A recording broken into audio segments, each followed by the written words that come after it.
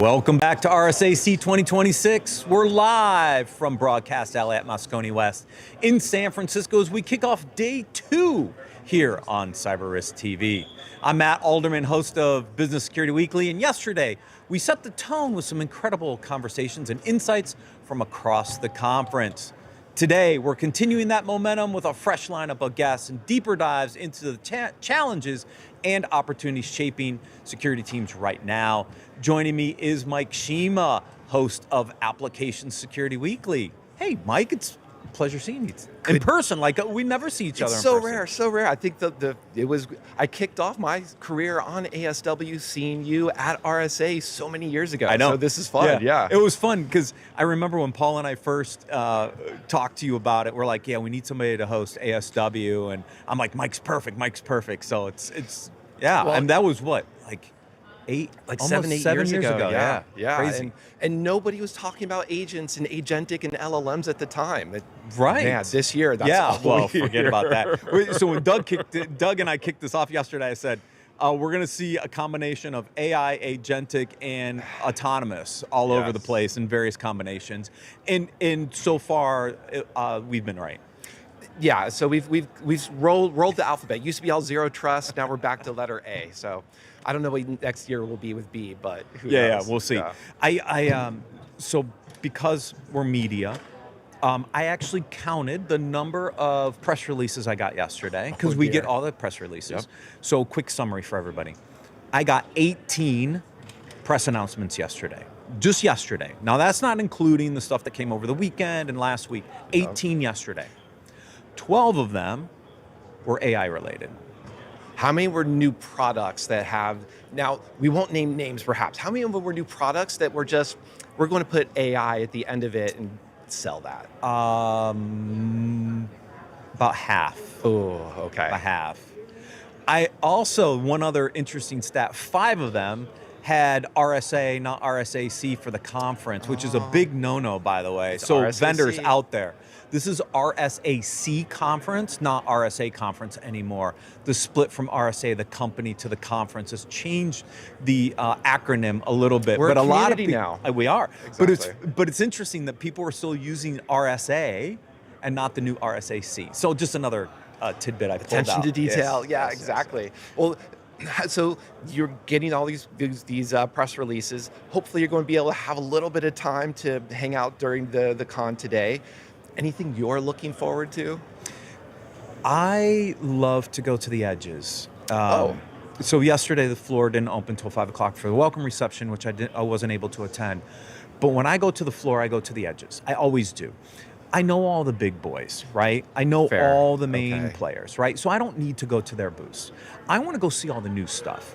So those people are typically around the edges. They're the cheaper booths, the 10 by 10s around the edges. Yep. Innovation, the innovation area will open up. Innovation Sandbox we'll talk about in a second. But you've also got this kind of startup area also up in, I think it's in South, I think it's in South. I like to go up there too. They'll do Cyber Ops. I think it's today they kick off Cyber Ops, and you can walk around like all the new companies. These are all the small guys. Like these are all in little stand-up booths. It's fun to walk up there. One, they're very hungry to talk to you because they're brand new companies and they want to talk to people. I just like to see what's up there. Like who's actually innovating and who's not innovating, right? There's a lot of... What I've seen up there in the past is kind of like redos. Like last year, it was a lot of enterprise browser companies. Okay, it's like, all right, guys, there's this thing out there called Google Chrome that has a commercial version, an enterprise version. There's Island. Like, do you That's really... a lot to compete against. Right, is that really where you're going to try to make your money is another enterprise browser, right? So to me, I'm not looking for those companies. I'm looking for people that are doing some innovative stuff, which brings me to yesterday Innovation Sandbox. Okay. So they named the winner, Jordy AI. And when you mentioned it, it says governance, and I said, if it's just a plain governance play, it's not going to be any good. But I did a little research.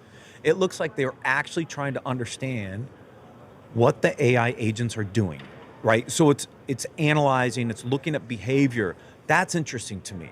Like Yeah. One of the hardest challenges I think a lot of companies are going to face is not knowing what their AI agents are doing. What's it accessing? What's it doing? Is it doing things correctly? Is it going off the rails? Solutions that can help you get an understanding of that, I think, are going to be interesting solutions in this space. Yeah, and that's where it's appealed to me too, especially just because everybody wants the LLMs to write code. Yeah. But a lot of it is, it doesn't matter who or what wrote the code. We still have the same flaws. Right. We still have all those approaches, but you want those tools to be able to talk to, gather information from this internal wiki, or talk to this password storage, password vault. And that's where it starts to get like, should it really be talking to that, or do we know it is? Right. Like, just what's my insider threat is suddenly like everybody downloading OpenClaw because they want to, because it's exciting. It's crazy. Right. Yeah, because nobody knows what models you're using or what's communicating to what, or even what data this stuff is accessing, right? Jason brings it up on the show all the time. He said the first time clients turned on Copilot, they asked to shut it off because they didn't realize that it had access to all the Microsoft data. And if you don't have the right classification and protection in place, next thing you know, you're like pulling your CEO's salary. That might be a problem. Well, and it's funny because you mentioned browsers. Even there's a bunch of presentations this year about hacking the AI browsers, and there's AI browsers out there now. You know, we've skipped over enterprise. What does that speak to you about? Is there a future there? Is that just is that an innovation that you like? So was it last year? I think it was last year, or maybe it was 2 years ago.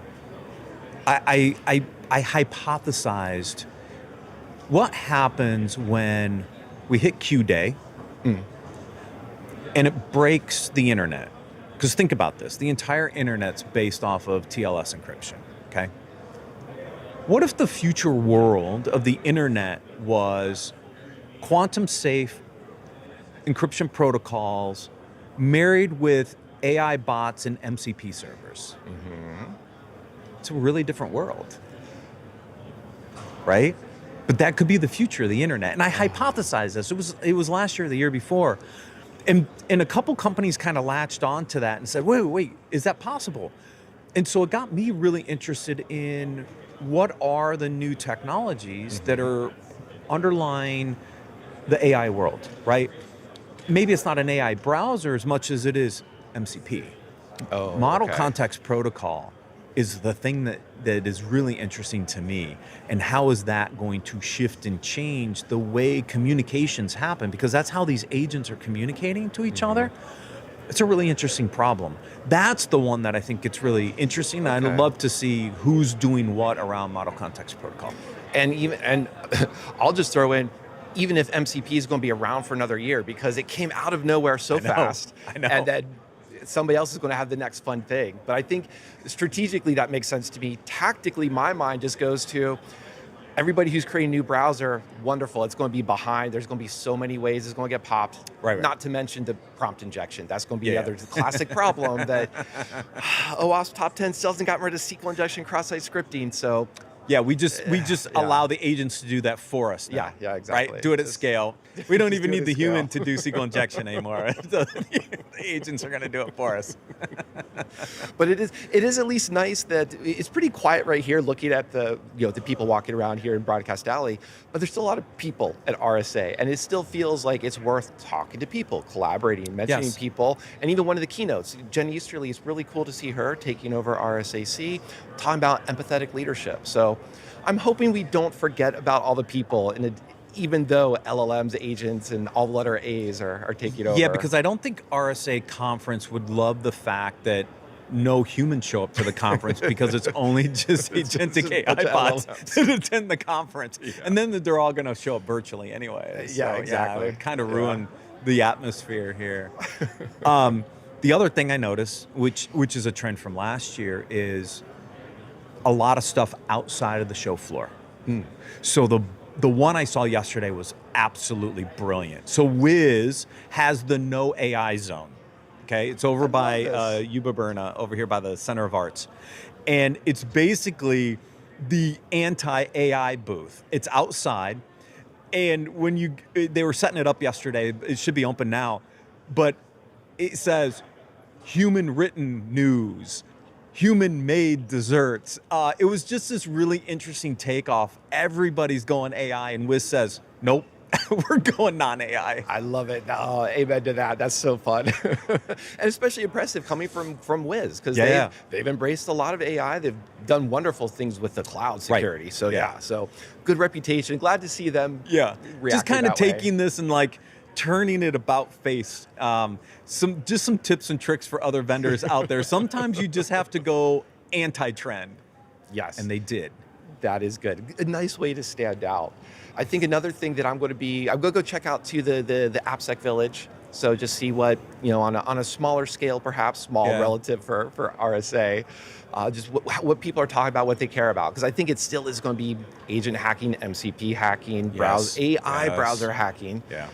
So there's a lot of still things that people are having fun and experimenting with. So that's sort of, I guess, that's my innovation that I'm looking for around there.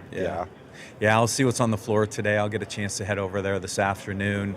The other thing, again, is a lot of restaurants, a lot of areas booked outside of the conference, to the point where there's certain vendors not even actually exhibiting in the hall. They're only doing things outside the show floor, which is a trend we saw last year.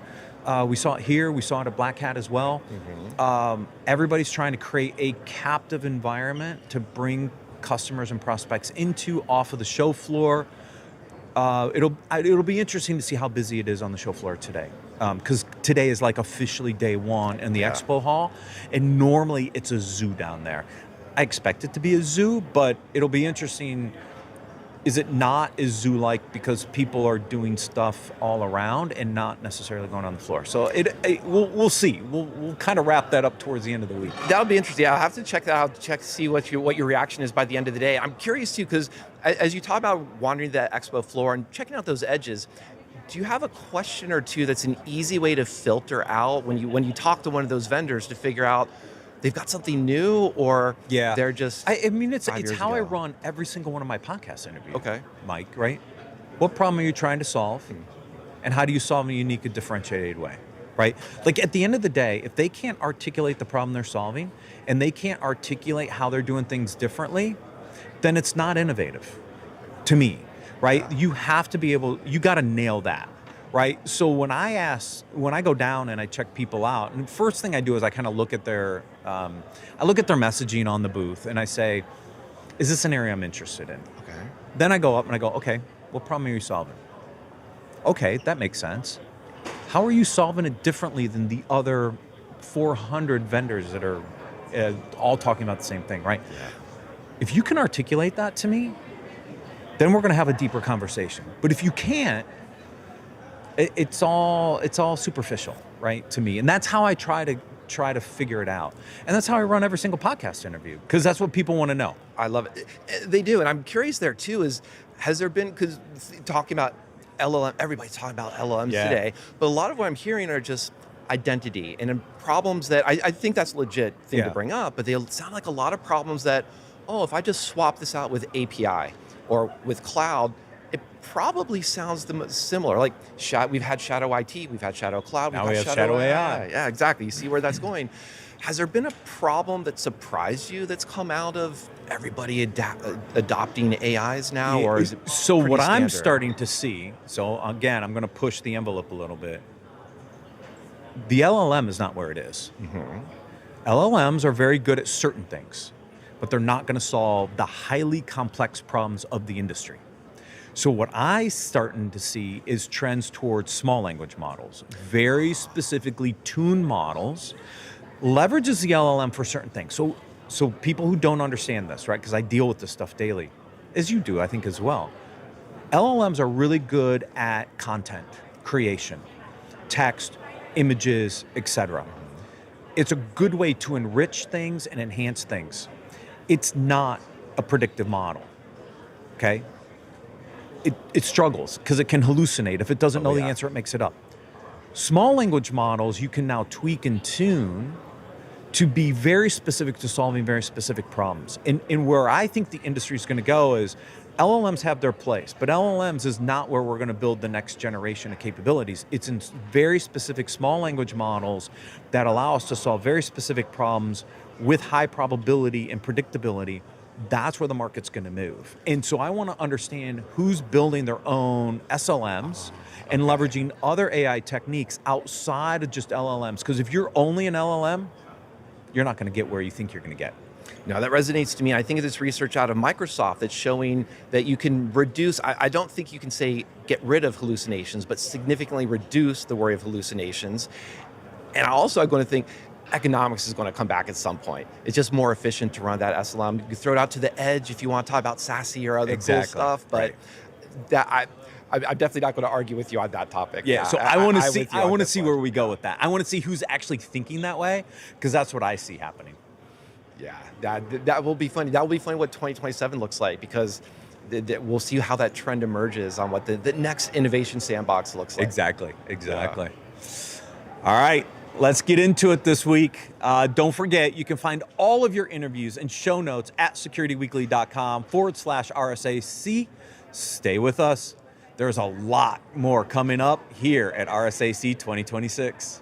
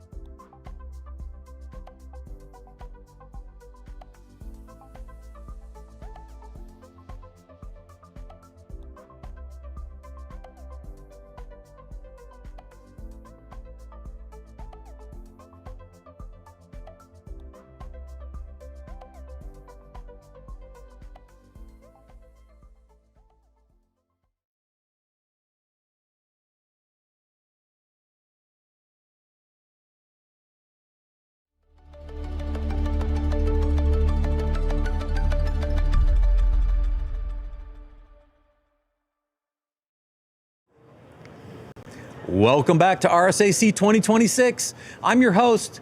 I am not Doug White. Matt Alderman. Joining me today is Tony Anscombe. He's the Chief Security Evangelist at ESET. Welcome, Tony. Why? Good to be here. Matt, not Doug. Not Doug. Not Doug. You were with Doug last year. That's right. Yeah, and I've just been talking to Doug, which is what confused me. Exactly. It's no problem. I heard you had a little incident this morning. Well, that was an interesting incident. So, I opened my hotel door this morning and there was a stick of celery. And I looked at it and thought, well, that's a bit weird. And there was not a stick of celery outside of any other door. So I think I'm being stalked.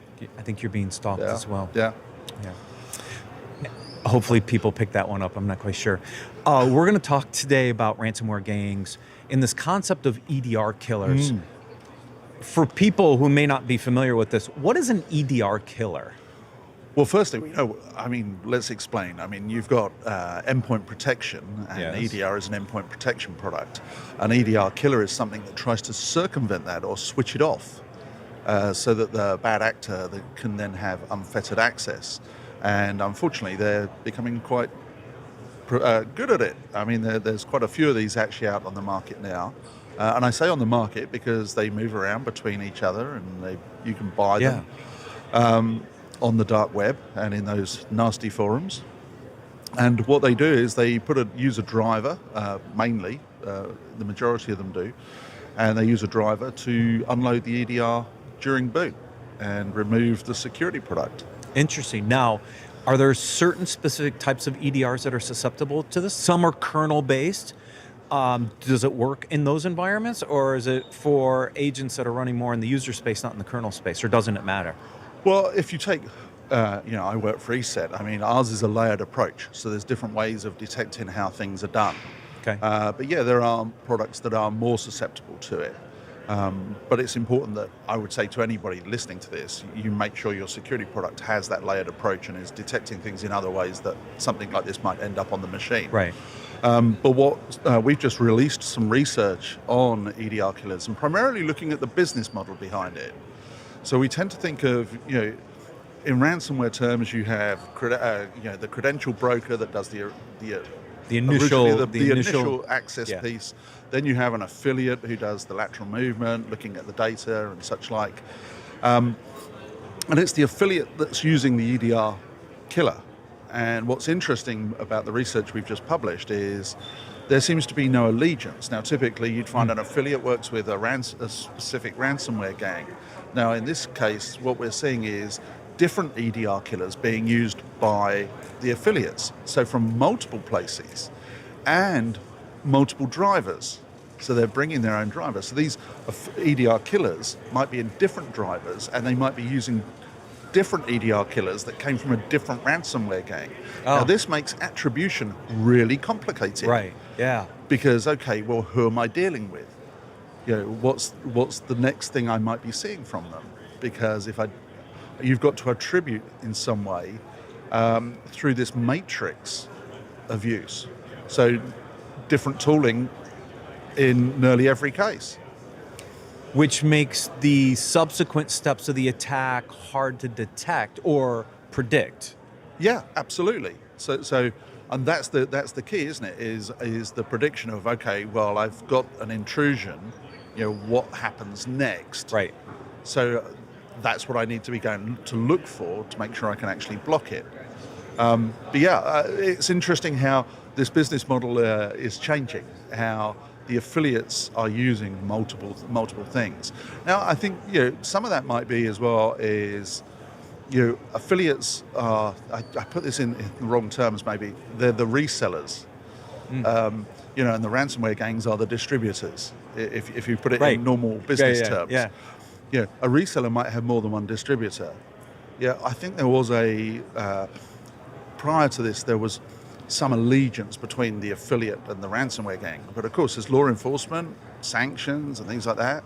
You see the ransomware gangs change. You see some of them go out of fashion. Yeah. So I think affiliates are having to deal with more ransomware gangs. So therefore, this is where it's that business model changes. Well, whatever you need to do to make your money, right? Like it would be any other business, right? If I were a reseller of products and one of my distributors went out of business, I need to go find another distributor. I mean, they're just playing the business side of this, right? Well, and that's the way I see it. But unfortunately, it always sounds somewhat wrong, doesn't it? When you turn around and say, well, this is somebody's business. It's their living. They're going to find a way to make their money and bring the...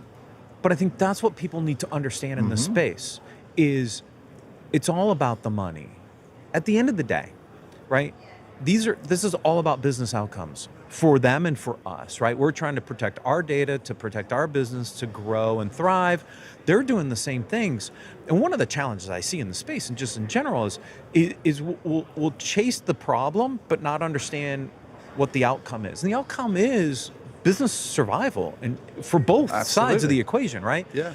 That changes the terms a little bit sometimes when you think about it that way. Well, yeah, and it also explains how things evolve. And you see some of these gangs then going off into other directions of other types of extortion and such like. Yeah.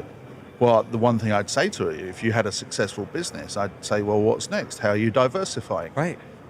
And that's exactly what they're doing. They're diversifying and protecting their revenue. But that creates a challenge for us as defenders now, because if we know what they're using, we kind of can predict what they're going to do next. This adds a whole complexity to that. So I guess my question becomes, what happens to the threat intelligence side of this equation, right? We've been playing whack-a-mole. I say we've been playing whack-a-mole with IOCs, right? We see an indicator compromise, whack, we go block it, we stop it.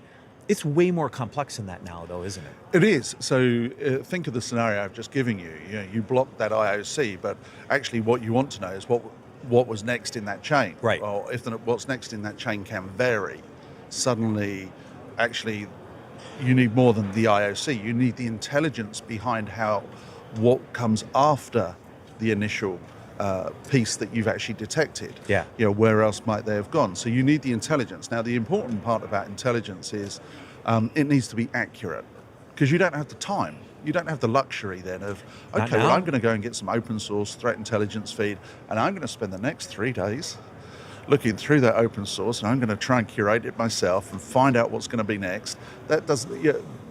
By then, your systems are encrypted. They're already compromised. Yeah, exactly. We've seen cases where systems are being attacked before the patch is available because AI is building the exploit at the time of vulnerability disclosure.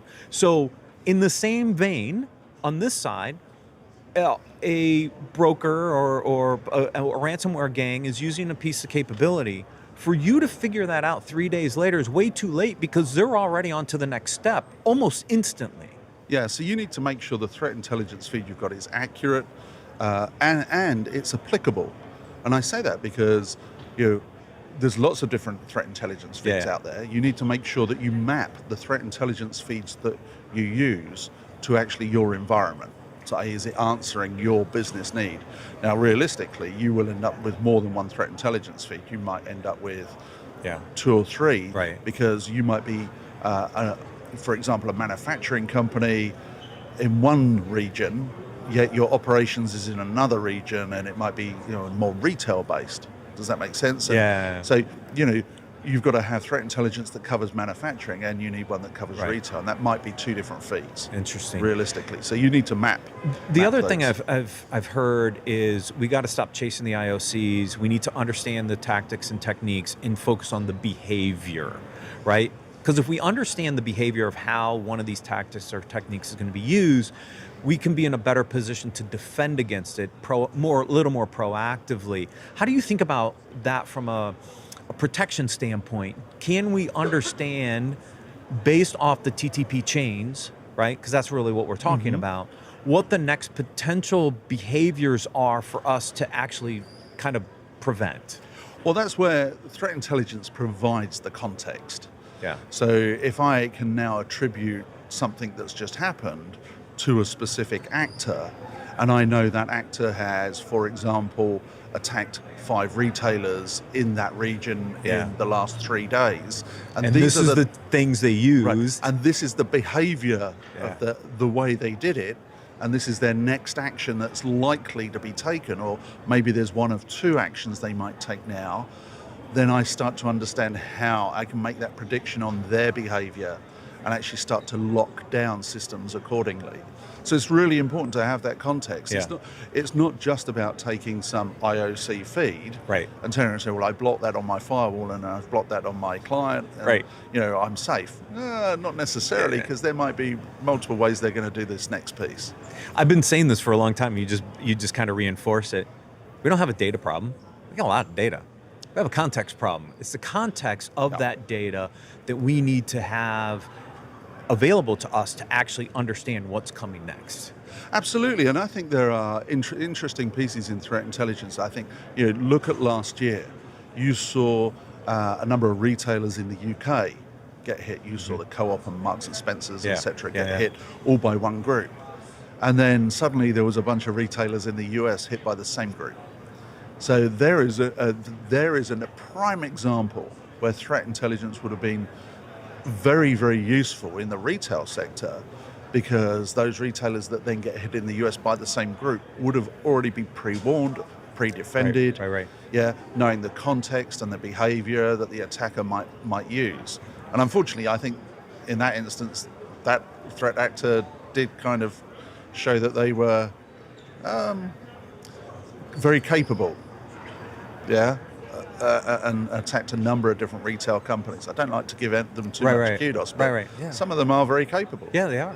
Yeah, they've built these networks of capabilities. So as we think about ransomware and kind of the shift of what's been going on, how does this impact cyber insurance? Well, that's interesting. So, over the last number of years, you've seen lots of cyber insurers put a lot of requirements in. Yeah. And those requirements, to start with, I thought this was a bad thing. If we were having this conversation maybe 3-4 years ago, I'd have said, "Oh, these insurers are paying the ransomware criminals with those big extortion fees, so this is wrong." Right. But actually, on the other side of this, the cyber insurers have forced companies to put the budget and the resources in place to improve their security. Now, this is going one step further. At the moment, you're seeing some insurers actually turning around and saying to those mid-sized businesses or smaller businesses, well, actually, we could run your security for you as well. Oh, interesting. So they're becoming the MSSP in the insurer and the MSSP all at the same time. Yeah, and that starts to kind of maybe give me some problems. It's kind of starting to cross a very interesting line, right? Of I'm your insurer, but then you need to use these products it's almost a little bit of a pay-for-play kind of scenario. Well, and what you then find is, however, if I was a small business, it might be an easy decision. Of course. So if I've got 250 people, I don't have dedicated cybersecurity. Right, I don't have a dedicated IT staff. I don't have my own security operations center. Then it makes perfect sense, right? But then you end up with all of those insured using that MSSP service directly from the insurer, running the same product. So you end up with a monoculture, a single point of risk, which at some stage, unfortunately, as we know, at some stage there'll be an issue. Right. And you'll see then that risk on all the insured. Because you'll see a concentration risk, right? The attackers won't go after the individual companies; they'll go after the provider. Right. And you see more of that. I mean, if you look at supply chain attacks, what you're doing is you're putting that insurer, the MSSP, clearly right there in the middle of the supply chain as a single point that the attacker could go after and have one-to-many attack. Yeah. So I'd just say, one thing I've always, and I've been in the security industry nearly 30 years, is diversity is a really good thing. Yeah. Yeah. That sounds odd, doesn't it, coming from a vendor? It does. Right. But actually... Especially when everybody's trying to build a platform of bringing everything together and we're trying to consolidate. And we should, but it's also important to have different layers, different architectures, different... So, great, if you've got one in your company that's one vendor, just make sure the 3 other companies down the street aren't using the same. Right. Does that make sense? Yeah. So that diversity across different businesses means that we don't have mass failures. Yeah. And you see things like that in certainly in government. So imagine here in the US, 50 states. If 50 states all use the same technology, you'd have mass outage. Whereas if you had 10 products across 50 states, only Right. 5 would ever have the problem at the same time. Right, exactly. So Yeah. diversity is a good Diversity thing. is important. Doesn't mean you shouldn't use and concentrate on one platform yourself. It just means don't be sheep. Don't follow each other. The lemmings. Yes, yes. Beautiful. Tony, thank you so much for joining us today. To learn more about ESET, please visit securityweekly.com/ESET RSAC. For full RSAC 2026 coverage from CyberRisk Alliance, visit securityweekly.com/RSAC. Stick around. We'll be right back with another interview.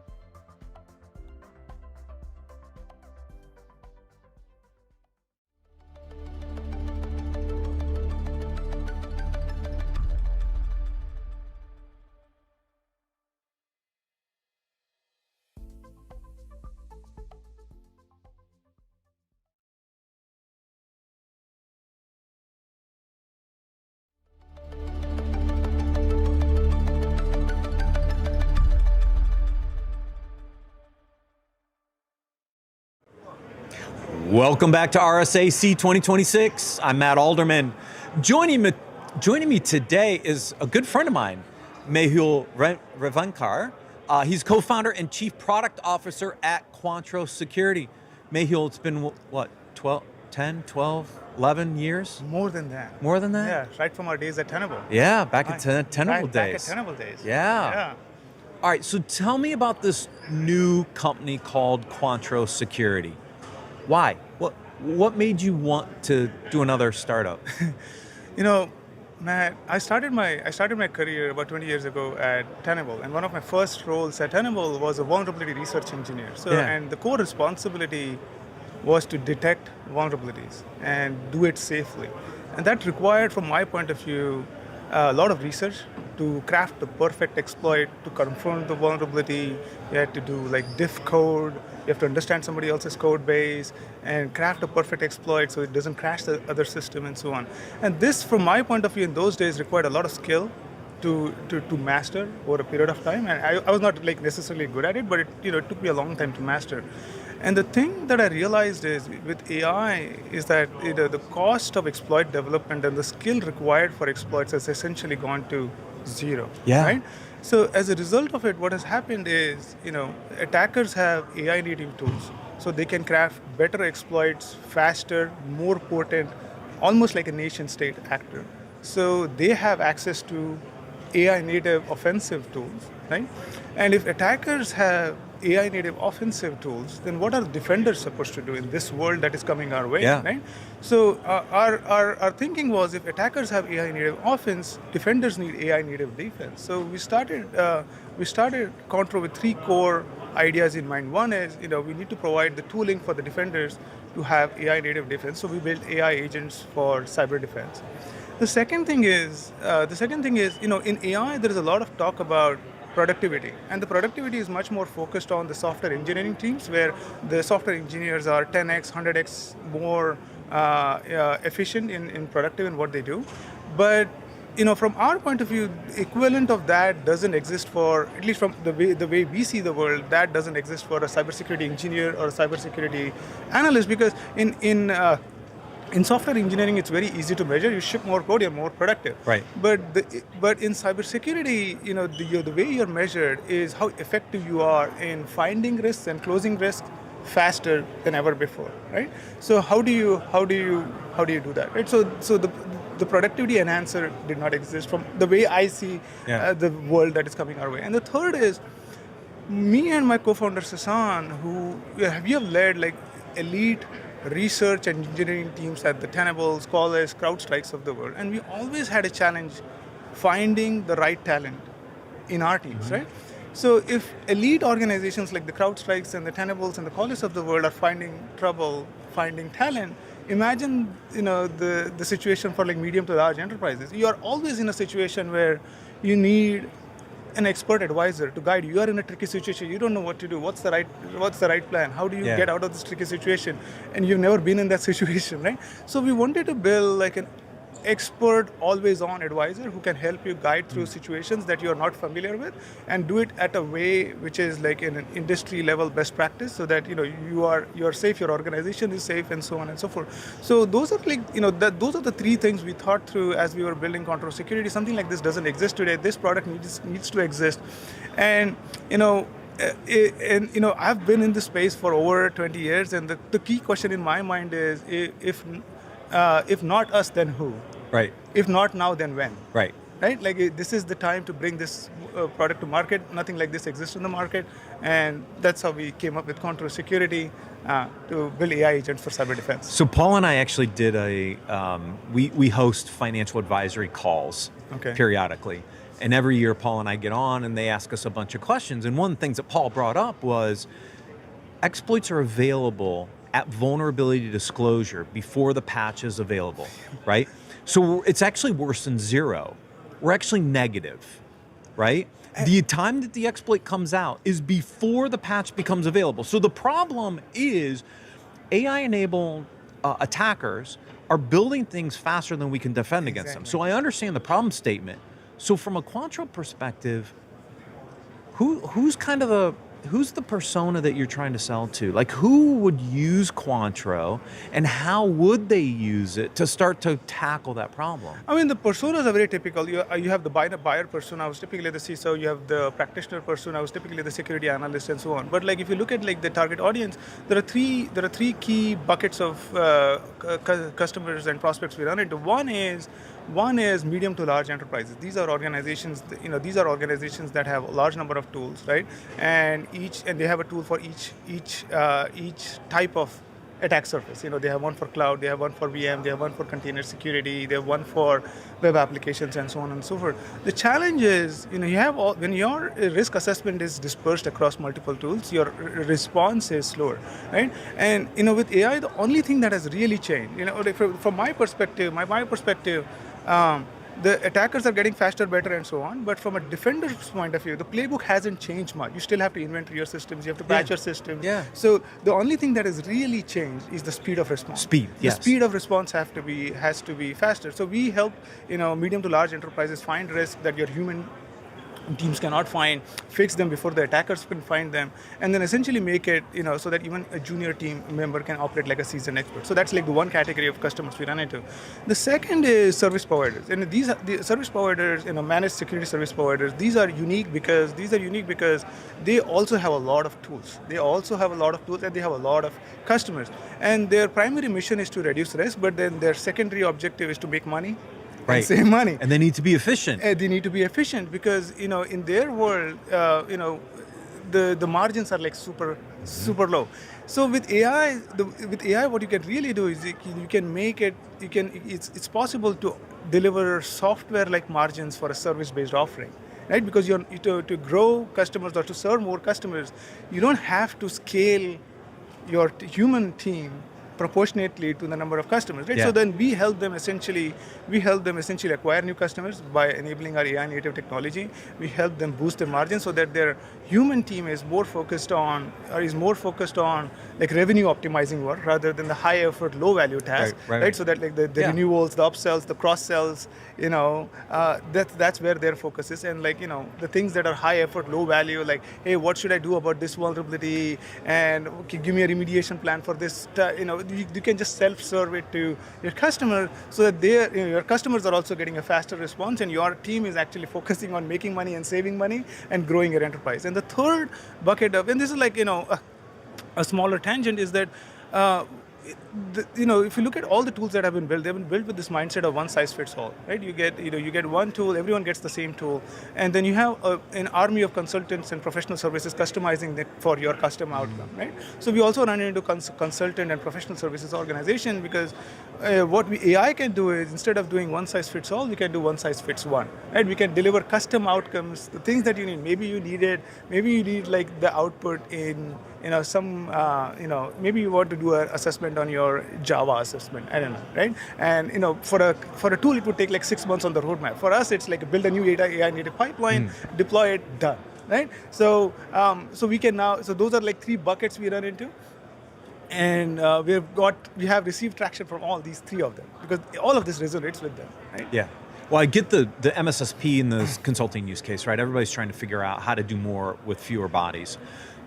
Biggest line item, biggest cost line item in any business, humans, right? Which is why we see some of the things we've seen in the market on some of the layoffs and some of the other things, right? As people are trying to be more efficient. It's not necessarily that story. It's how do we make existing employees more efficient to scale to more companies, and that's where I see AI fitting in. So Mehul, when we think about what is it that as you develop this capability, what's different about it? Like, to help me understand, because there's a lot of adjacency competitors out there in the space, right? And you see a lot of the existing players trying to build some of these capabilities. How are you approaching this differently to actually do something a little unique that nobody else has done? That's a great question. Like, from my point of view, anybody can find risk. Any tool can find risk. There is no shortage of tools finding risk and telling you, hey, these things are bad, and so on and so forth. There are three key things that we have built from our perspective. One is we have built our own proprietary vulnerability database, right, which has an accurate understanding of every vulnerability security configuration, misconfiguration that is out there. So our AI agent has deep understanding on it. So as a result of it, it can provide you with remediation guidance, compensation control guidance, threat intel, and so on and so forth. So I want to stop you right there because that's interesting. How long did it take you to build that? It took us almost a year because that is the most important part of the piece, because if your ground truth is not accurate, your AI agents are going to hallucinate quite a bit. Yeah. So we had to make sure that our vulnerability database was accurate, and so that because our AI agents are inferencing based on the vulnerability database. So if your database is incorrect, the agent is going to basically hallucinate right away. So that was the first part that was very hard to do, that we nailed it. The second aspect is, as we were building out the product, what we realized is there are certain LLMs that are good at certain aspects of cybersecurity. For example, Grok is really good at threat intel because it has access directly to the Twitter data, right? We realized Gemini is really good at deep reasoning, and we realized Claude is really good at breaking down bigger tasks into subtasks. So the key innovation that we brought into the market is we have built an agnostic LLM orchestration layer, and depending on what task or what questions that the user is asking, we route it to the right LLM to get the most value to the end user. Because you don't want to be in a situation where you're using an inferior LLM, for all the tasks. So we built an orchestration layer where the entire the model is depending on the user's expectation from the product. And the most important innovation that we have done, this is what we filed our patents for, is the context engineering, right? So we have built the right context, we have perfected the art of context engineering, where when you ask a question, we inference on the most relevant data to answer or perform that task. Because for every task that a user performs with our AI agent, if we had to inference on the entire data set that we have assessed, then the business model is not viable. Right? For example, if I ask, hey, is this finding critical for my organization? And if I'm inferencing on 10 terabytes of data, the input-output tokens make the product unviable. So all you really need to find out is this asset exposed? Is this vulnerable? Is this reachable? Right? And is this service running? And for that, you have to extract all the relevant pieces of context from the data that you've already collected, and then answer it as accurately as possible. So those are the three key pillars that we built, and then we built a lot of framework around it.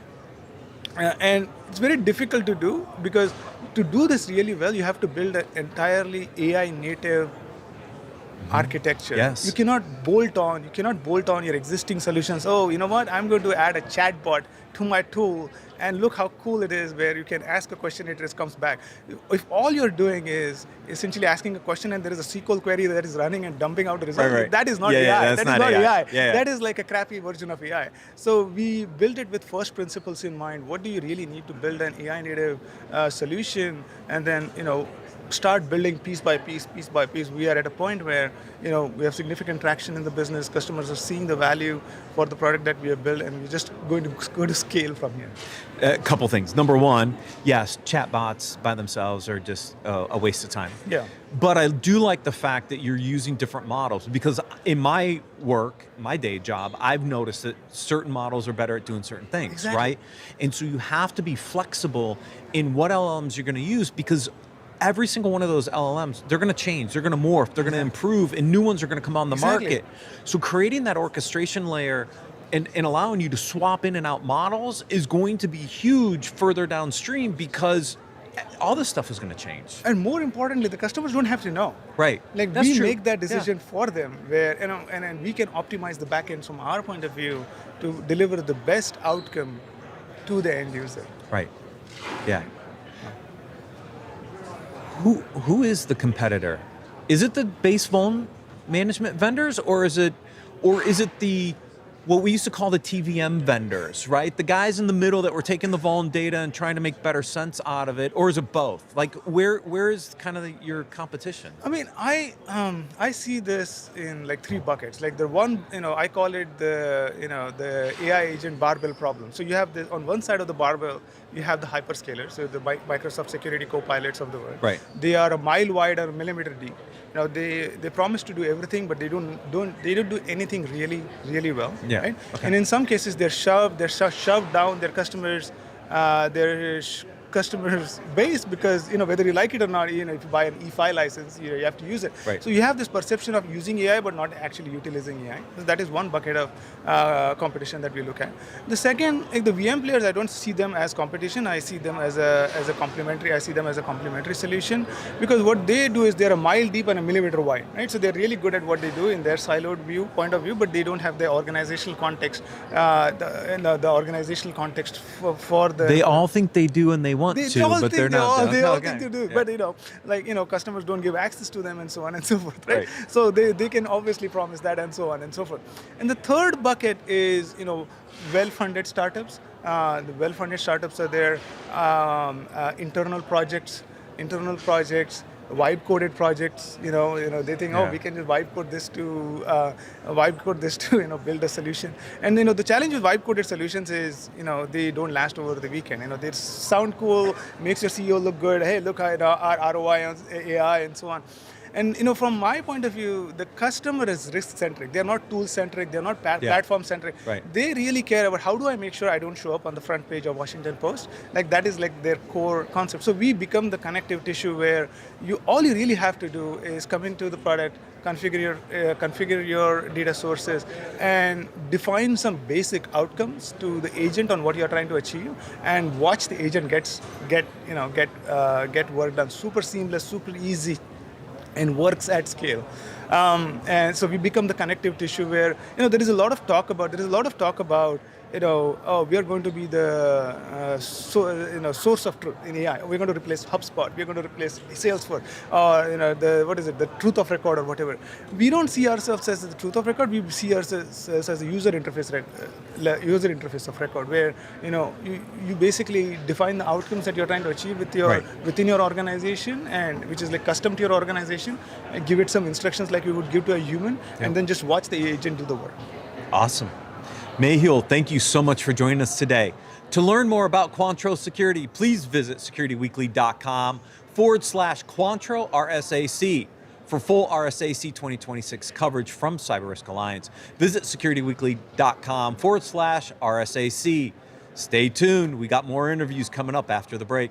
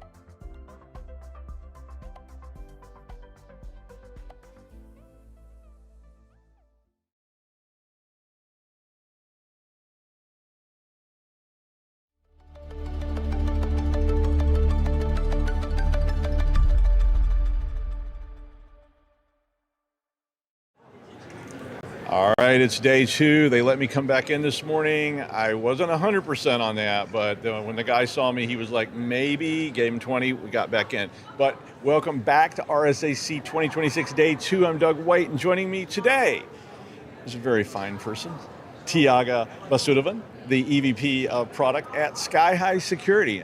Tiaga, thank you so much for coming down here. Thank you, Doug, for having me. It's a pleasure. Yeah, it was. I get to read these things and then I go, I'd like to talk to that person because that's an interesting topic to me. And the topic that I saw, this is what I was basing things on, was AI security inflection point, hybrid browser security and data compliance. Now, I wasn't sure where that went, but then I read some notes about it, and it was right on a thing I'm very concerned about.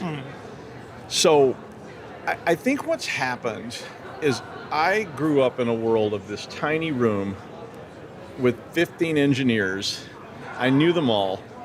When they walked in the morning, if they saw a stranger, I went, who are you? Yep.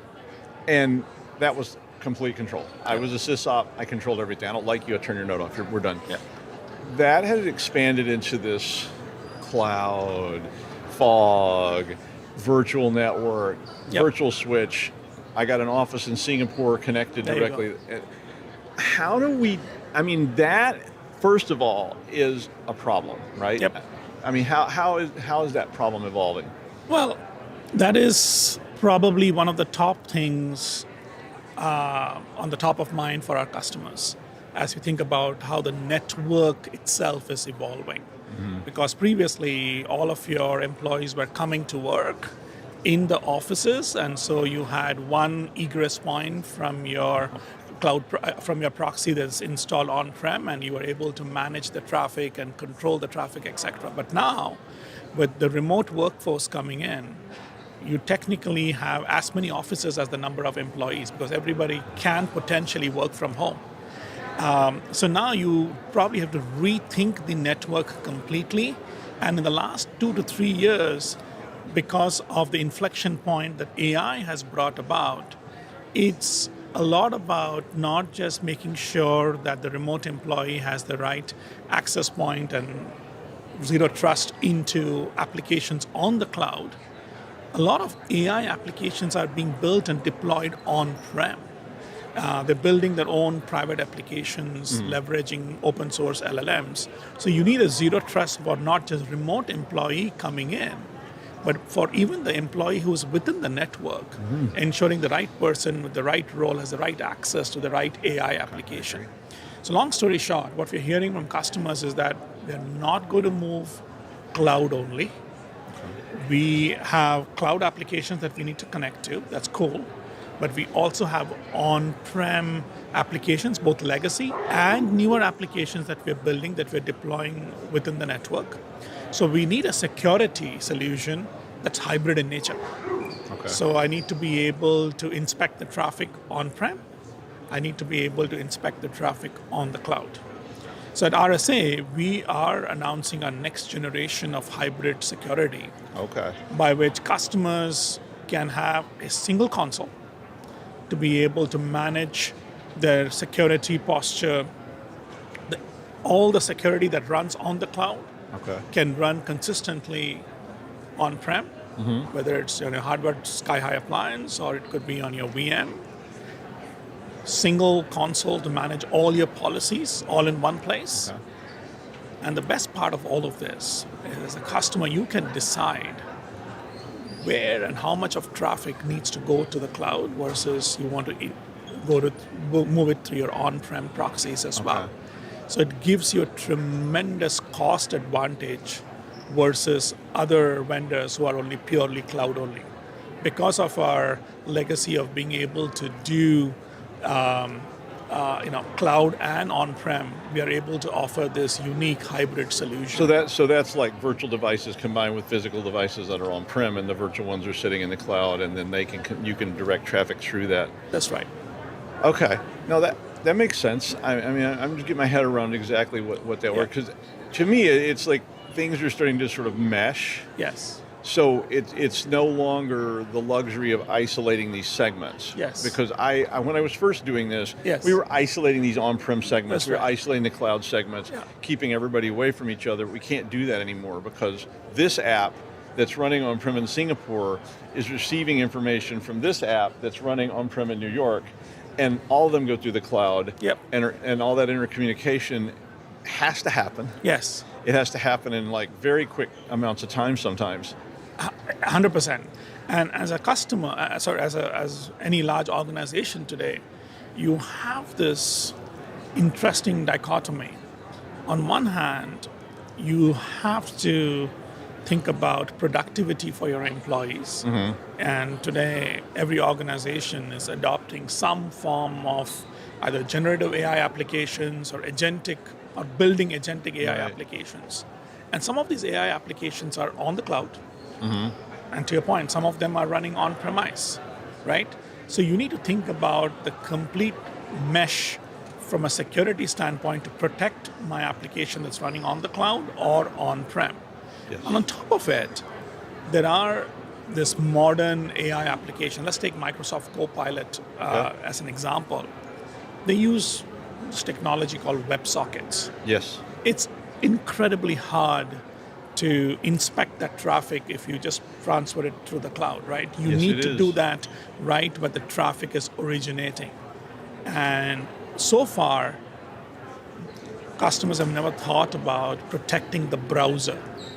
So browser now suddenly has taken this central workspace Yes. within the enterprises itself, right? So we're also launching, as part of RSA, we're launching our next browser security controls. And unlike other vendors who are launching yet another enterprise browser, this is, you don't need to install yet another browser. It is a patent pending, a JavaScript-based control that can protect you and your employees, obviously, from malware, can protect you from sensitive data exfiltration. All of that can be done within the browser itself. So it's very unique, and we're seeing a tremendous amount of interest in the market. Well, I mean, I see why that's important because I just was recently at a different conference. I'm not going to say the name. But I was at another conference, and one of the products I saw there was something I've seen before, so it was nothing new and unique, but it was the idea, of course, of a zero client almost. Yes. Where, take your employees and put them on a zero client. Now you don't have to worry about that hardware, you don't have to worry about where it is because the zero client is just a zero client. Yeah. It's all browser-based. Yes. And I was a bit scared of it because anytime I hear the word browser, I start going, I don't like this because it makes me nervous. So, I mean, is that kind of where you're going to with that idea that this is where we'll be in a few years? Yes. I mean, look, at the end of the day, there is multiple ways to solve this problem. Okay. You can say, I'm going to send all my traffic to the cloud, I'm going to inspect that. If you want to do that, that's cool, we can support it. Could be, no, I'm going to inspect certain traffic on my on-prem appliance, on-prem VM, that's fine. Rest of the traffic, remote users, I'm going to send it to the cloud. That's also cool. But some could say, regardless of whichever approach I take, but there is certain amount of traffic I can't do wherever I send it. I need to do it on the device itself, on the browser itself. And that's where we're trying to mitigate that gap that exists, especially with some of the modern AI applications. Right. And see, at the end of the day, it's not just about protecting the access. Well, that's the front door, as I call it. Like you can do whatever locks you want to put on the front door. You're just protecting access to your house. But what's inside the house is really what matters. Yeah. It's your crown jewel. Right? I agree. So the third piece of the puzzle that we are seeing today, and that's where it's really influencing a lot of the security decisions customers are making, is how do I get complete visibility into my sensitive data that's within my organization, right? Where is my sensitive data located? Who is accessing that sensitive data? From where? Is it remote? From where? Is it on-prem? Where is it going to? And what is the risk of that data within the organization? So you're hearing this whole new category called data security posture management, DSPM. And that's an adjacency to the market that we play in, which is security service edge. And we believe that we have a tremendous opportunity in that market because a lot of our strength in security service edge is not just about protecting the access to get to the applications. It's about protecting the data that comes after that. So we can give you complete 360-degree visibility for data at rest and obviously data in motion because of our proxy solutions and stuff like that. So that's our DSPM. That's another, again, we're making an announcement at RSA that it's already gone live, but we're seeing a lot of momentum with our existing customers. We have a very unique go-to-market approach. We've upgraded all our customers to have a base DSPM package, if you may, so that they can see where the sensitive data is. And then if they want more, they probably have to buy more volume packs to scan for that data. Okay. So I think, we've seen what you're talking about. We've seen this sort of diaspora of our local on-prem safety net expanding into this endless gas of the universe of everything. Yes. Let's add a new threat to that because it was already a bunch of threats. Yes. Now, just the internet alone added a 12-year-old kid in Buenos Aires who can access my network, from their parents' den. Yes. Let's add agentic AI to this and talk about these things which now want access. Yes. They need access. They have not just interactions with humans, but they have interactions with each other. Yep. And those interactions are not just between A and B, but they're between A and B and B and Z and Z and it gets really scary because now we're starting to put these things that think faster and more involved than we can, and they work 24/7. Yep. I'm going to start by saying what I heard yesterday with one of the customers. If you think about some of the seminal moments, important moments that have happened, the growth of AI. November 2022 was the ChatGPT moment. Mm-hmm. November 2025 was the OpenClaw moment. Post-ChatGPT moment, the important thing for all organizations was to control the data. What can this AI read? What can the AI spit out? Right. Hopefully it's not sensitive. So it's all about data protection. Yes. In the agentic world, it's a lot about controlling the actions. What can this agent do or cannot do, right? It's really important. And when you think about agentic applications, you have quite a few challenges that you need to think through. First of all, understand the identity of the agent. You need to consider an agent as similar to, in the zero trust world, you have user identity.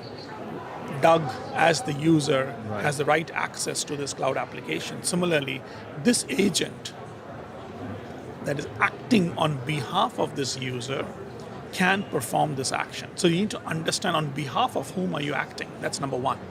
Number two, when the agent is acting, it can have two ways to do it. It can go directly via APIs, or it can go direct via MCP servers, and it can control whatever applications that it needs to connect MPC servers scare me to death. Yes, same here. And so there are, so first of all, the first thing that with any AI application, are you allowing any of your employees to go and download rogue agentic building applications? Like, are you going to be able to download an OpenClaw kind of thing? Probably not. You want to block that. That's like the shadow AI agents, if you may. But a sanctioned agentic building application, think about maybe an Anthropic, maybe a Codex, maybe a Copilot Studio. It doesn't matter. You're building whatever you're using to build your agentic applications. So that's all sanctioned and that's all ready to run. But now comes, firstly, as I said, the identity. The second part of it is when it's connecting via APIs or when it's connecting the MCP service, what kind of data or the prompts is going through the MCP servers to these applications to be able to inspect the prompts going in and also the data that's coming out And then if that's something sensitive being returned to the agent, you want to probably block that. Right. And again, because of our inline proxy solution, we are able to do that. And then the same thing when you're connecting via APIs and you're connecting to applications that you are not supposed to connect to, and you have higher permissions than you are not supposed to, the agent is supposed to have. There are ways in which through our CASB solution, you can have an API connectivity to these third-party applications, and you can look at, hey, what are the OAuth AI agents that are connected, and then you can accordingly take some action. So long story short, this has completely changed the threat landscape. I agree. And look, just like we are doing a lot of things to protect in this threat landscape, we are also leveraging the power of AI within our applications You as have well, to. right? Yeah. We are. And so whether or not as a security practitioner yourself, you know one of the biggest things you need to deal with is false positives. Yep. So how can I leverage the power of AI and ML to eliminate false positives? So there are many examples of that we're using within our product. So all in all, AI is the top of mind for many of our customers today, whether it's generative or agentic. And we're doing everything under our capacity to help them protect against that. Well, that's good to hear, because I think we need those tools. We Yep. need capability with this, because like I say, it just keeps getting more terrifying to me, because I'm like, I don't know who that's talking to. Claude's asking me to give access to my hard There you drive. go. And I'm going, dude, no. That's right. You know, I'm like, not right now. And it's That's like, I right. could help you so much more if you just give me access to everything. And I'm like, no. And that's just on a personal level, let alone I'm trying to imagine at scale Yes. in that environment. So I'm glad you're out there working on this. Tiaga, thank you so much for joining us today from Sky High. If you want to learn more about Sky High Security, please visit securityweekly.com/skyhigh RSAC, and for all our RSAC 2026 coverage from CyberRisk Alliance, I hope you'll visit securityweekly.com/RSAC, and if you'll stick around, we got lots more content coming up on day 2 of RSAC.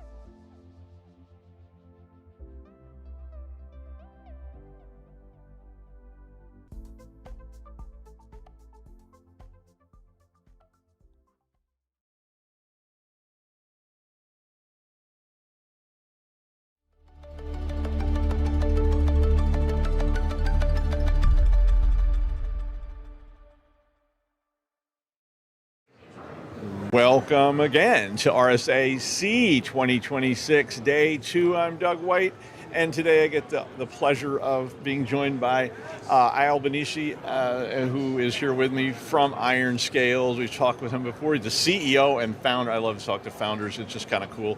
And I was really happy to have you here today. Thanks for coming on. Thank you. I'm happy to be back. Yeah, I mean, that's fun, and we all got here, and the title of this talk that you had was "The Threat Curve Has Reset." That scared me by itself, but there was a colon, and then you said why AI made solved attacks dangerous again, and that scared me even more. So I kind of walked in going, okay, this is bad. I need to talk to Isle, and we can maybe have a little conversation about it. Let's start with talking about how we got here. We've tried over since, 1990 to start implementing security tactics, but our assumptions have kind of been wrong. Well, they weren't wrong, they've just changed, right? They've evolved. Yeah. And now we're here at a point where you're saying we're going to start this whole cycle all over again.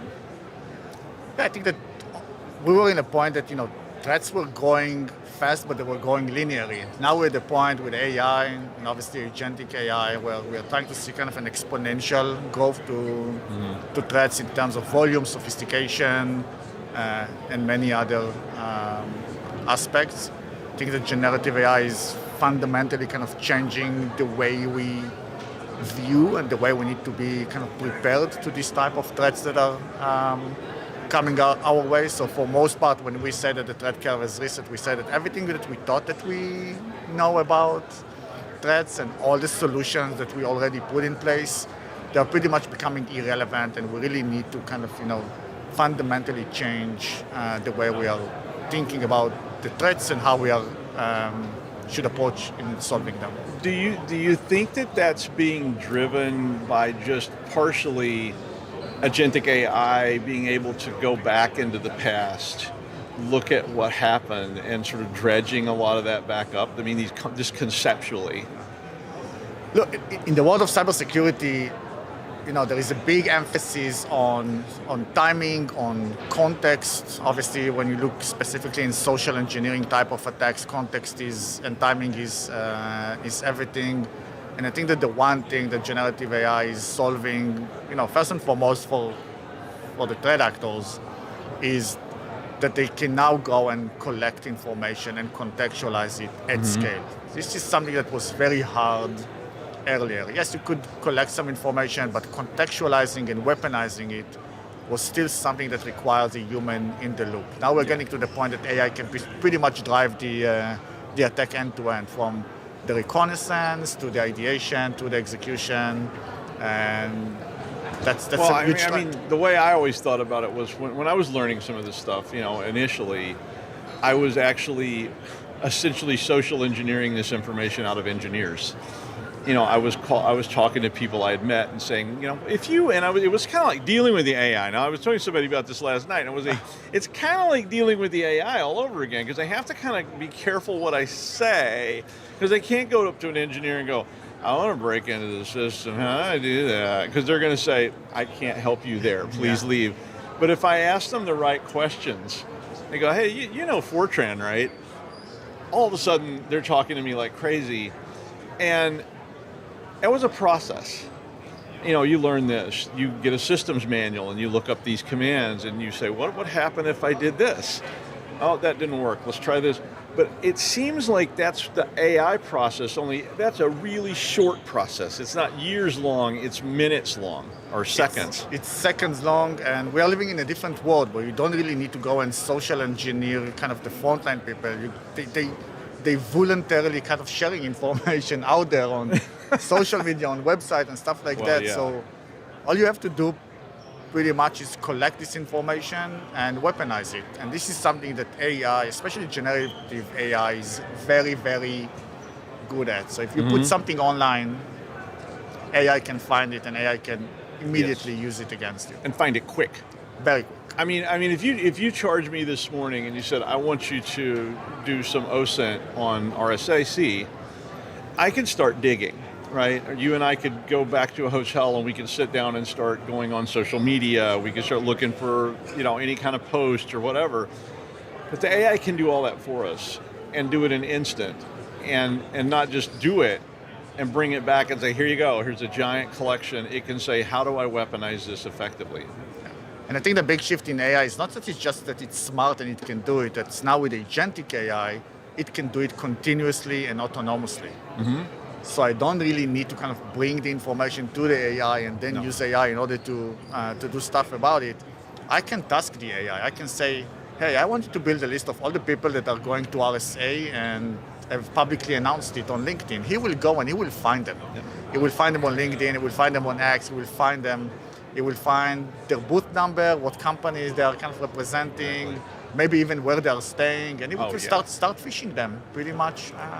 Because I was thinking about this last night. I said, I'm at RSA, blah, blah, blah, and I posted a couple of pictures, and I was thinking, I bet if somebody was trying to track me, they could probably figure out where I'm standing right now because of a picture of a sign or some buildings. Because the reason I thought this was because my mapping was saying, wave your camera around and I'll tell you where you are. And I was like, okay, that sounds scary. So that kind of intel is used to be difficult. You used to have to kind of go and manually look for it. You had to go online and do your research, and it takes time and effort. So you had to be very selective with your targets and who you're going after. But now you have this power at scale. You don't really need to kind of think about who you're going after. You can just say, hey, go and find me targets and find interesting kind of facts and information about them. And if you're taking a selfie and your hotel is in the background, then you're instantly getting a room cancellation email or a room upgrade email saying, hey, congratulations, we just upgraded your room. Click here to...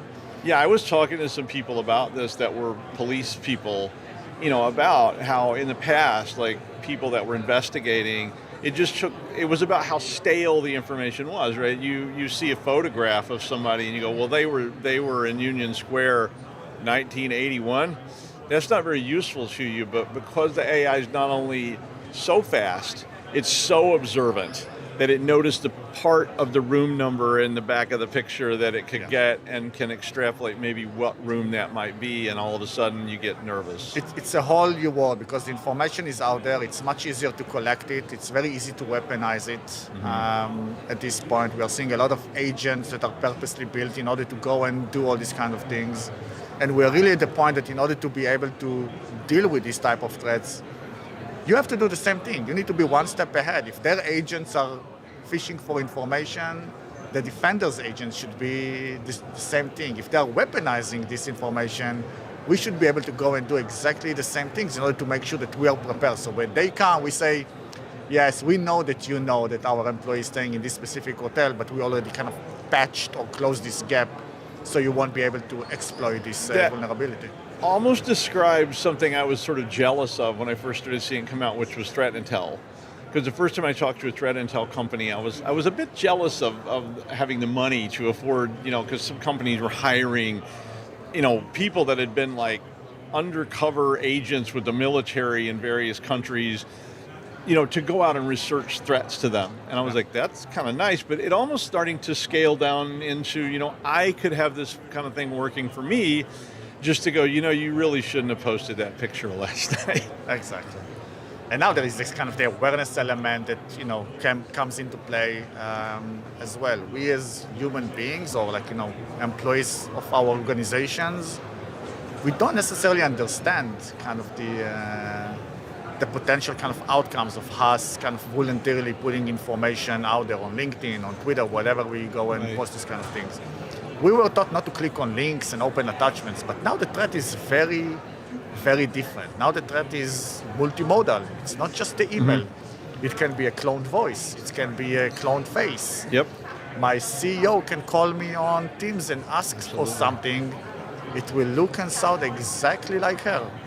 So we need to be very, very careful and very, very kind of deliberate in how we are thinking about not just the technical controls that we need to put in place, and we need to put a new set of technical controls. And this Osterman research that we've shared We know that more than 70% of the organizations are completely revisiting their stack and re-strategizing about that. But we need to think about the human component and what we are teaching our people to be careful, do and do not rules are changing and evolving really quickly. Well, that kind of instant phishing, spear phishing, is where this goes. Because to me, spear phishing is always about quick. Because if the information seems stale, I'm much less likely to fall for it. But if it's really current, it becomes more useful. And I had actually talked to a client about implementing old school stuff, because there were things I couldn't do at work without my boss coming in and turning a key to approve that, because that way there were two sets of eyes involved and I couldn't react quickly, and I had people yelling at me sometimes going, why can't you do this? And I'm like, I can't do it because I have to have a second party to approve this.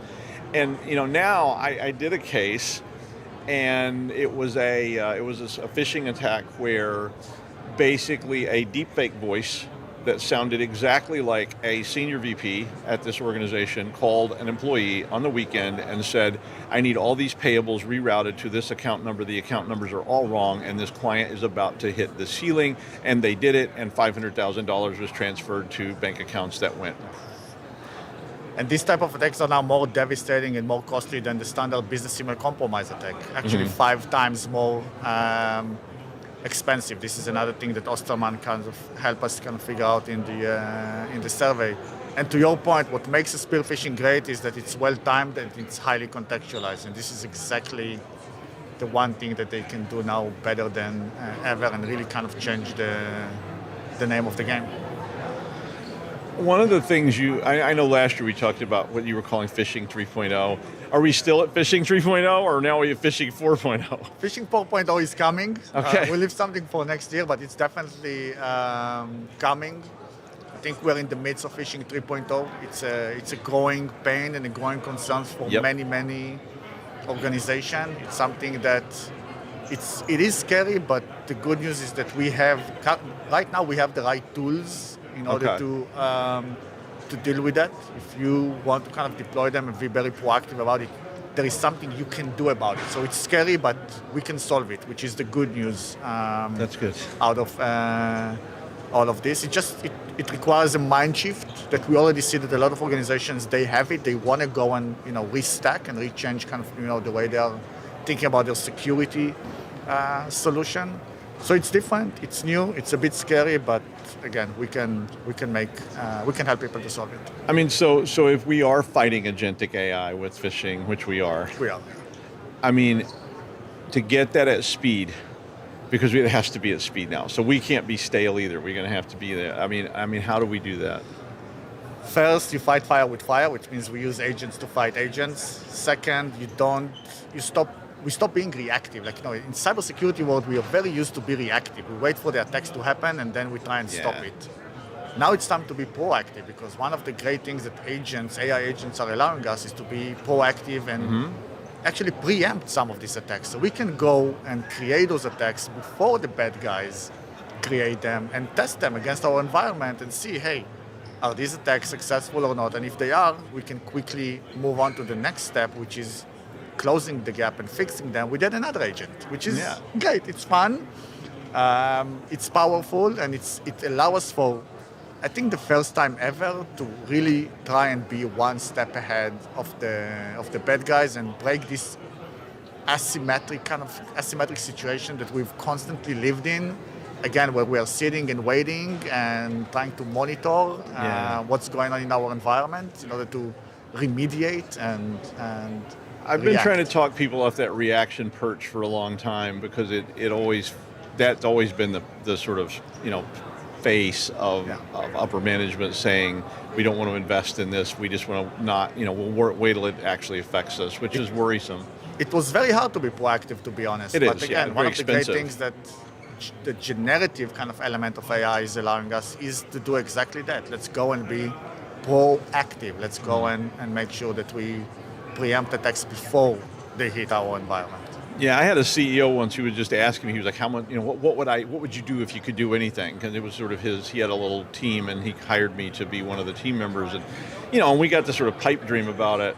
But it was, it immediately turned real expensive because it's like, oh yeah, hiring this and doing that and all these things, and he's like, yeah, but none of that generates any revenue, and it was like, I know, but it would help. Wouldn't it help a lot? But now you can build an army of a red team, a red team army with thousands of little agents that are just Yeah, I kind of want like an army of of my own agents that every day when I get up they say, here's where you're most likely to be phished today.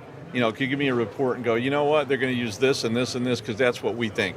So now we can do even more than that. They will not just tell you this is where you can be phished. They will tell you, hey, this is where you could have been phished. We already closed it. Absolutely. Like, this is the mistakes you made yesterday, and here's the mistakes you're still making, and you might want to be careful because they've got this and this and this. But good morning. While you were sleeping, we identified 1,000 potential threats, and we already closed it. Yeah. Wouldn't that be cool?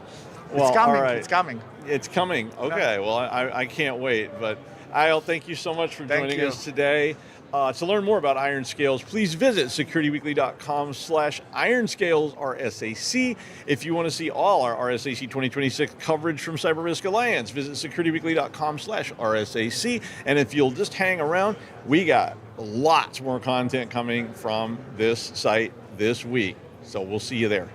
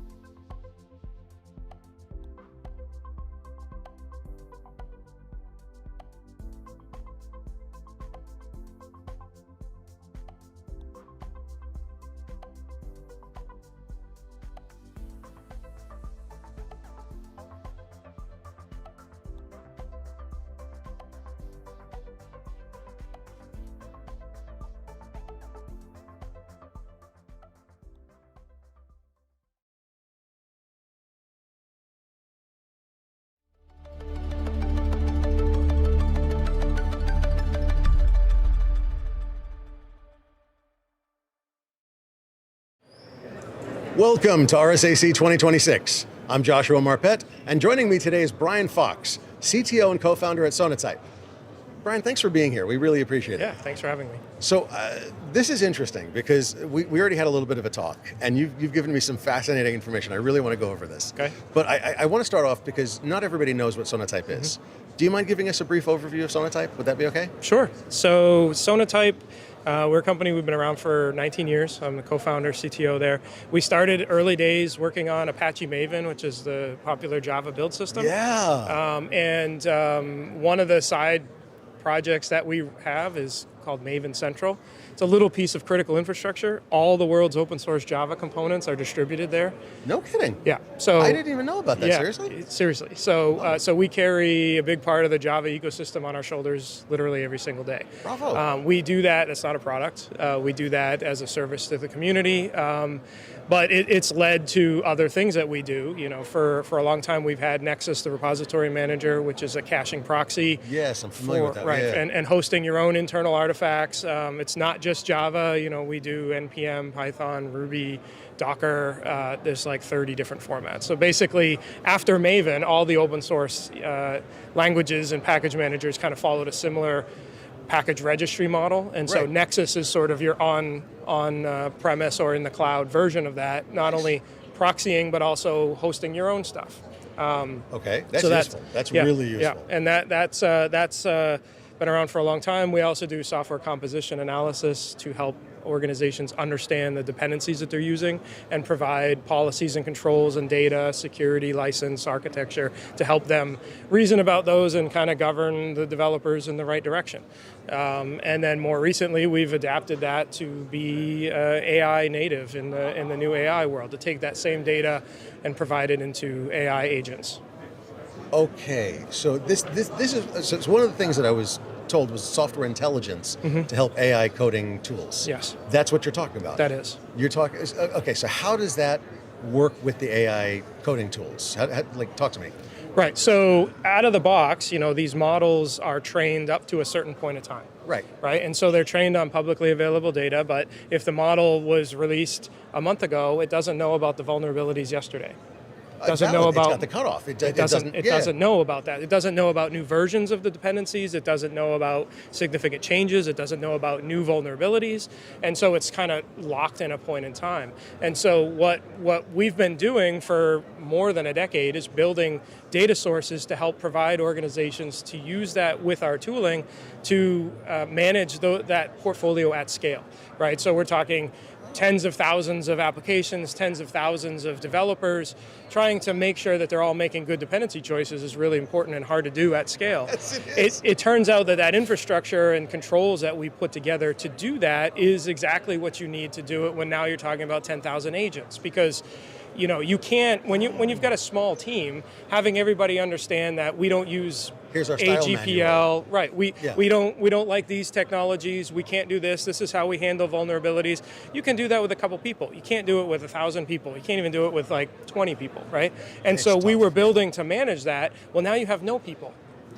Right, and so how does the agent understand? There's no water cooler. You have a couple people, but they're not talking about dependencies over a water cooler. I mean, maybe if you're open clawing it, they are, but otherwise, there's none of that information. So we've adapted those data feeds to be able to plug into AI agents via the MCP protocol, so that we can ground them in real information.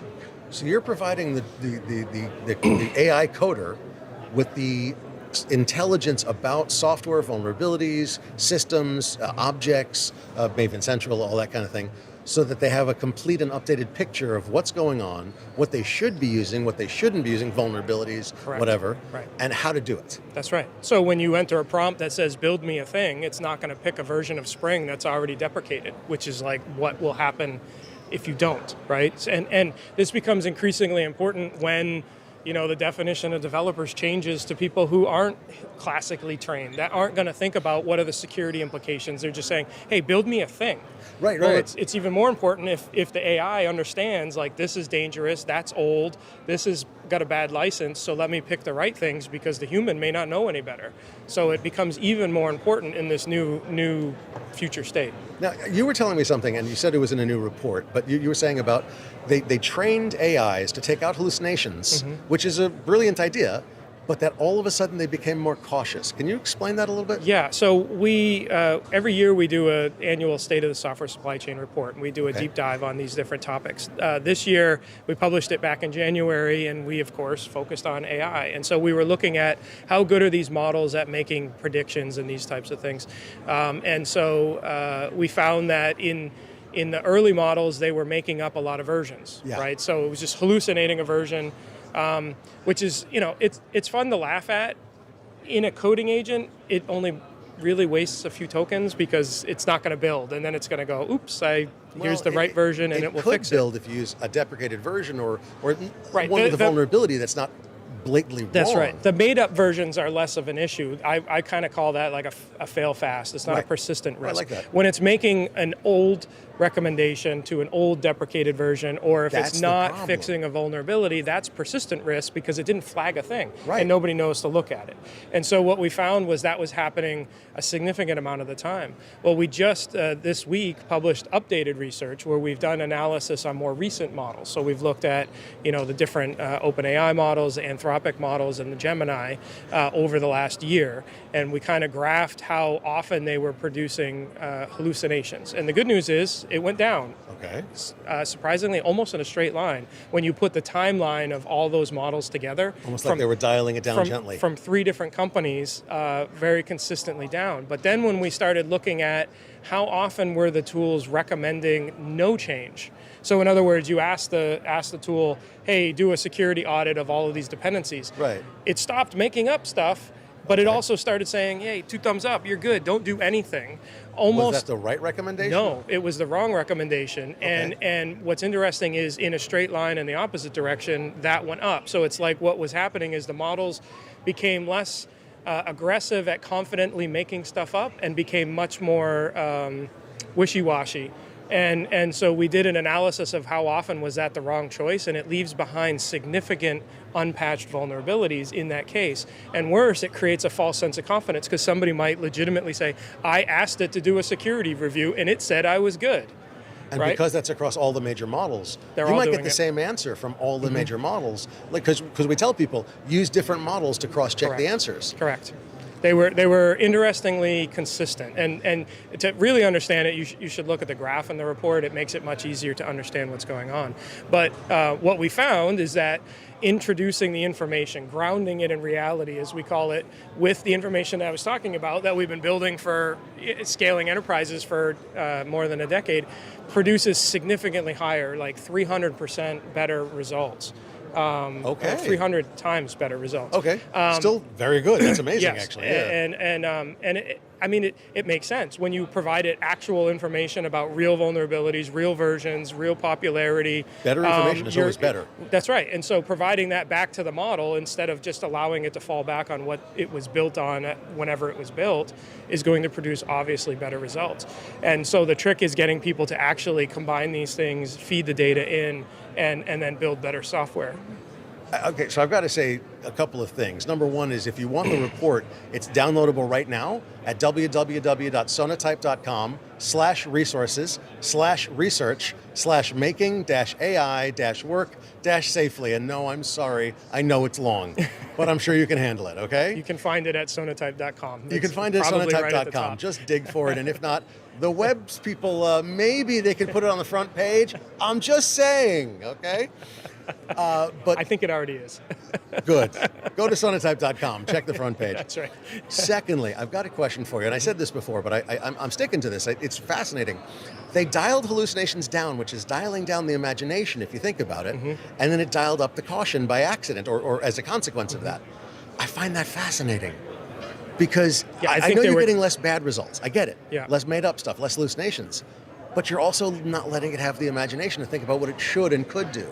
That's fascinating, man. Well, I mean, if you're asking it for a business proposal, the imagination is important. If you're asking it to recommend a specific real-world dependency upgrade, I don't need imagination in that You know what? context. I'll take that. I That's don't want valid. an imaginative self-driving car either, thinking about all the ways I could go off the road. Like, that's not cool, right? So I think where we're going to have to see these get better is knowing when to be imaginative and when to be really locked down. But either way, if you provide it, and we all know this, if you've been using AI, if you build up the context before you ask the question you're after, you get much better results.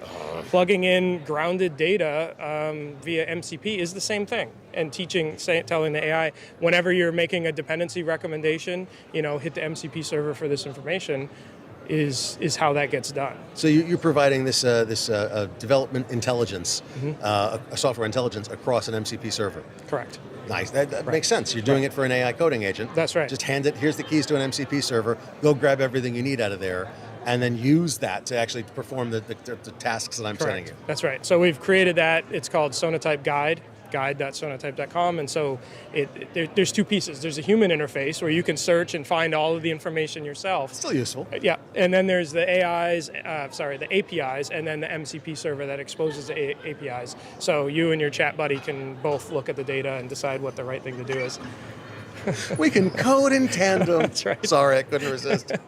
So, I mean, you've got a lot of autonomous systems, AI systems doing coding. We've got a lot more, and we talked about the definition of the word developer a little bit ago. And I think that developers are going to be the people that are doing the logical decomposition of the problems, but the LLMs are going to be doing almost all of the coding. Of course. And we agree on that. Yeah, and it was interesting. You're like, well, I don't know. And I'm like, they're going to be doing the code. You're like, yeah, that's exactly correct. Yeah. And I'm wondering, I mean, you were so cautious to say that. Is that because it's an unpopular view, or because you're just very cautious about saying things like that?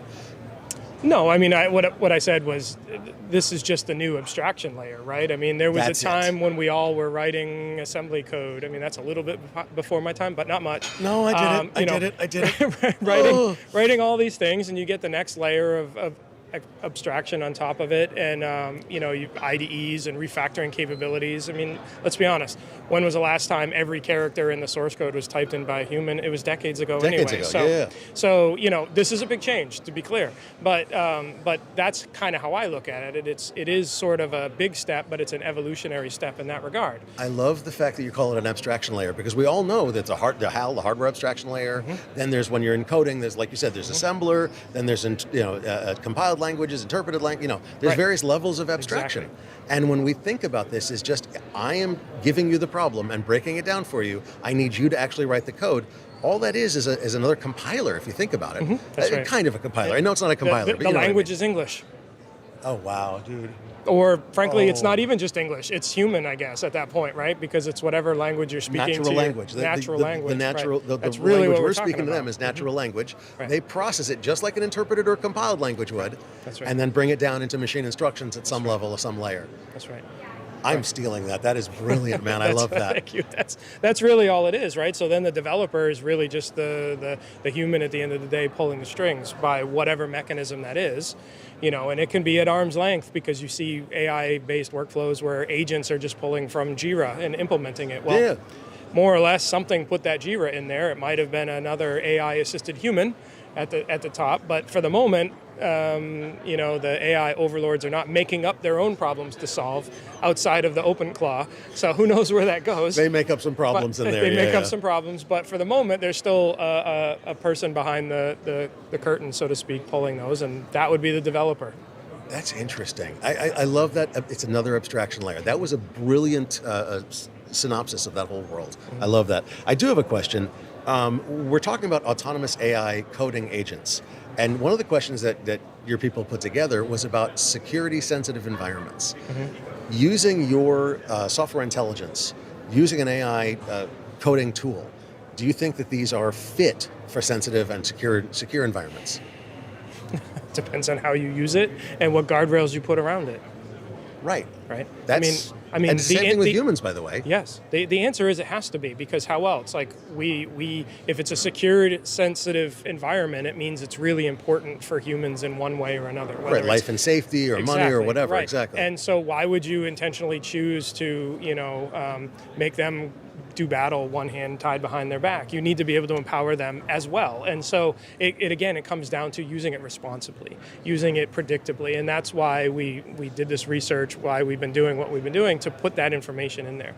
Because look, what I've seen is a lot of people, the industry in general, everybody's rushing to this new thing. Everybody's wanting to do AI. Oh, yeah. And what I see time and time again is everybody just throwing out all of the things we've learned about writing good software for, 60 plus years? Yeah. Things like zero trust. Like, oh, what could go wrong if we allow our AI to have everything, right? And it's like the outcome is completely predictable.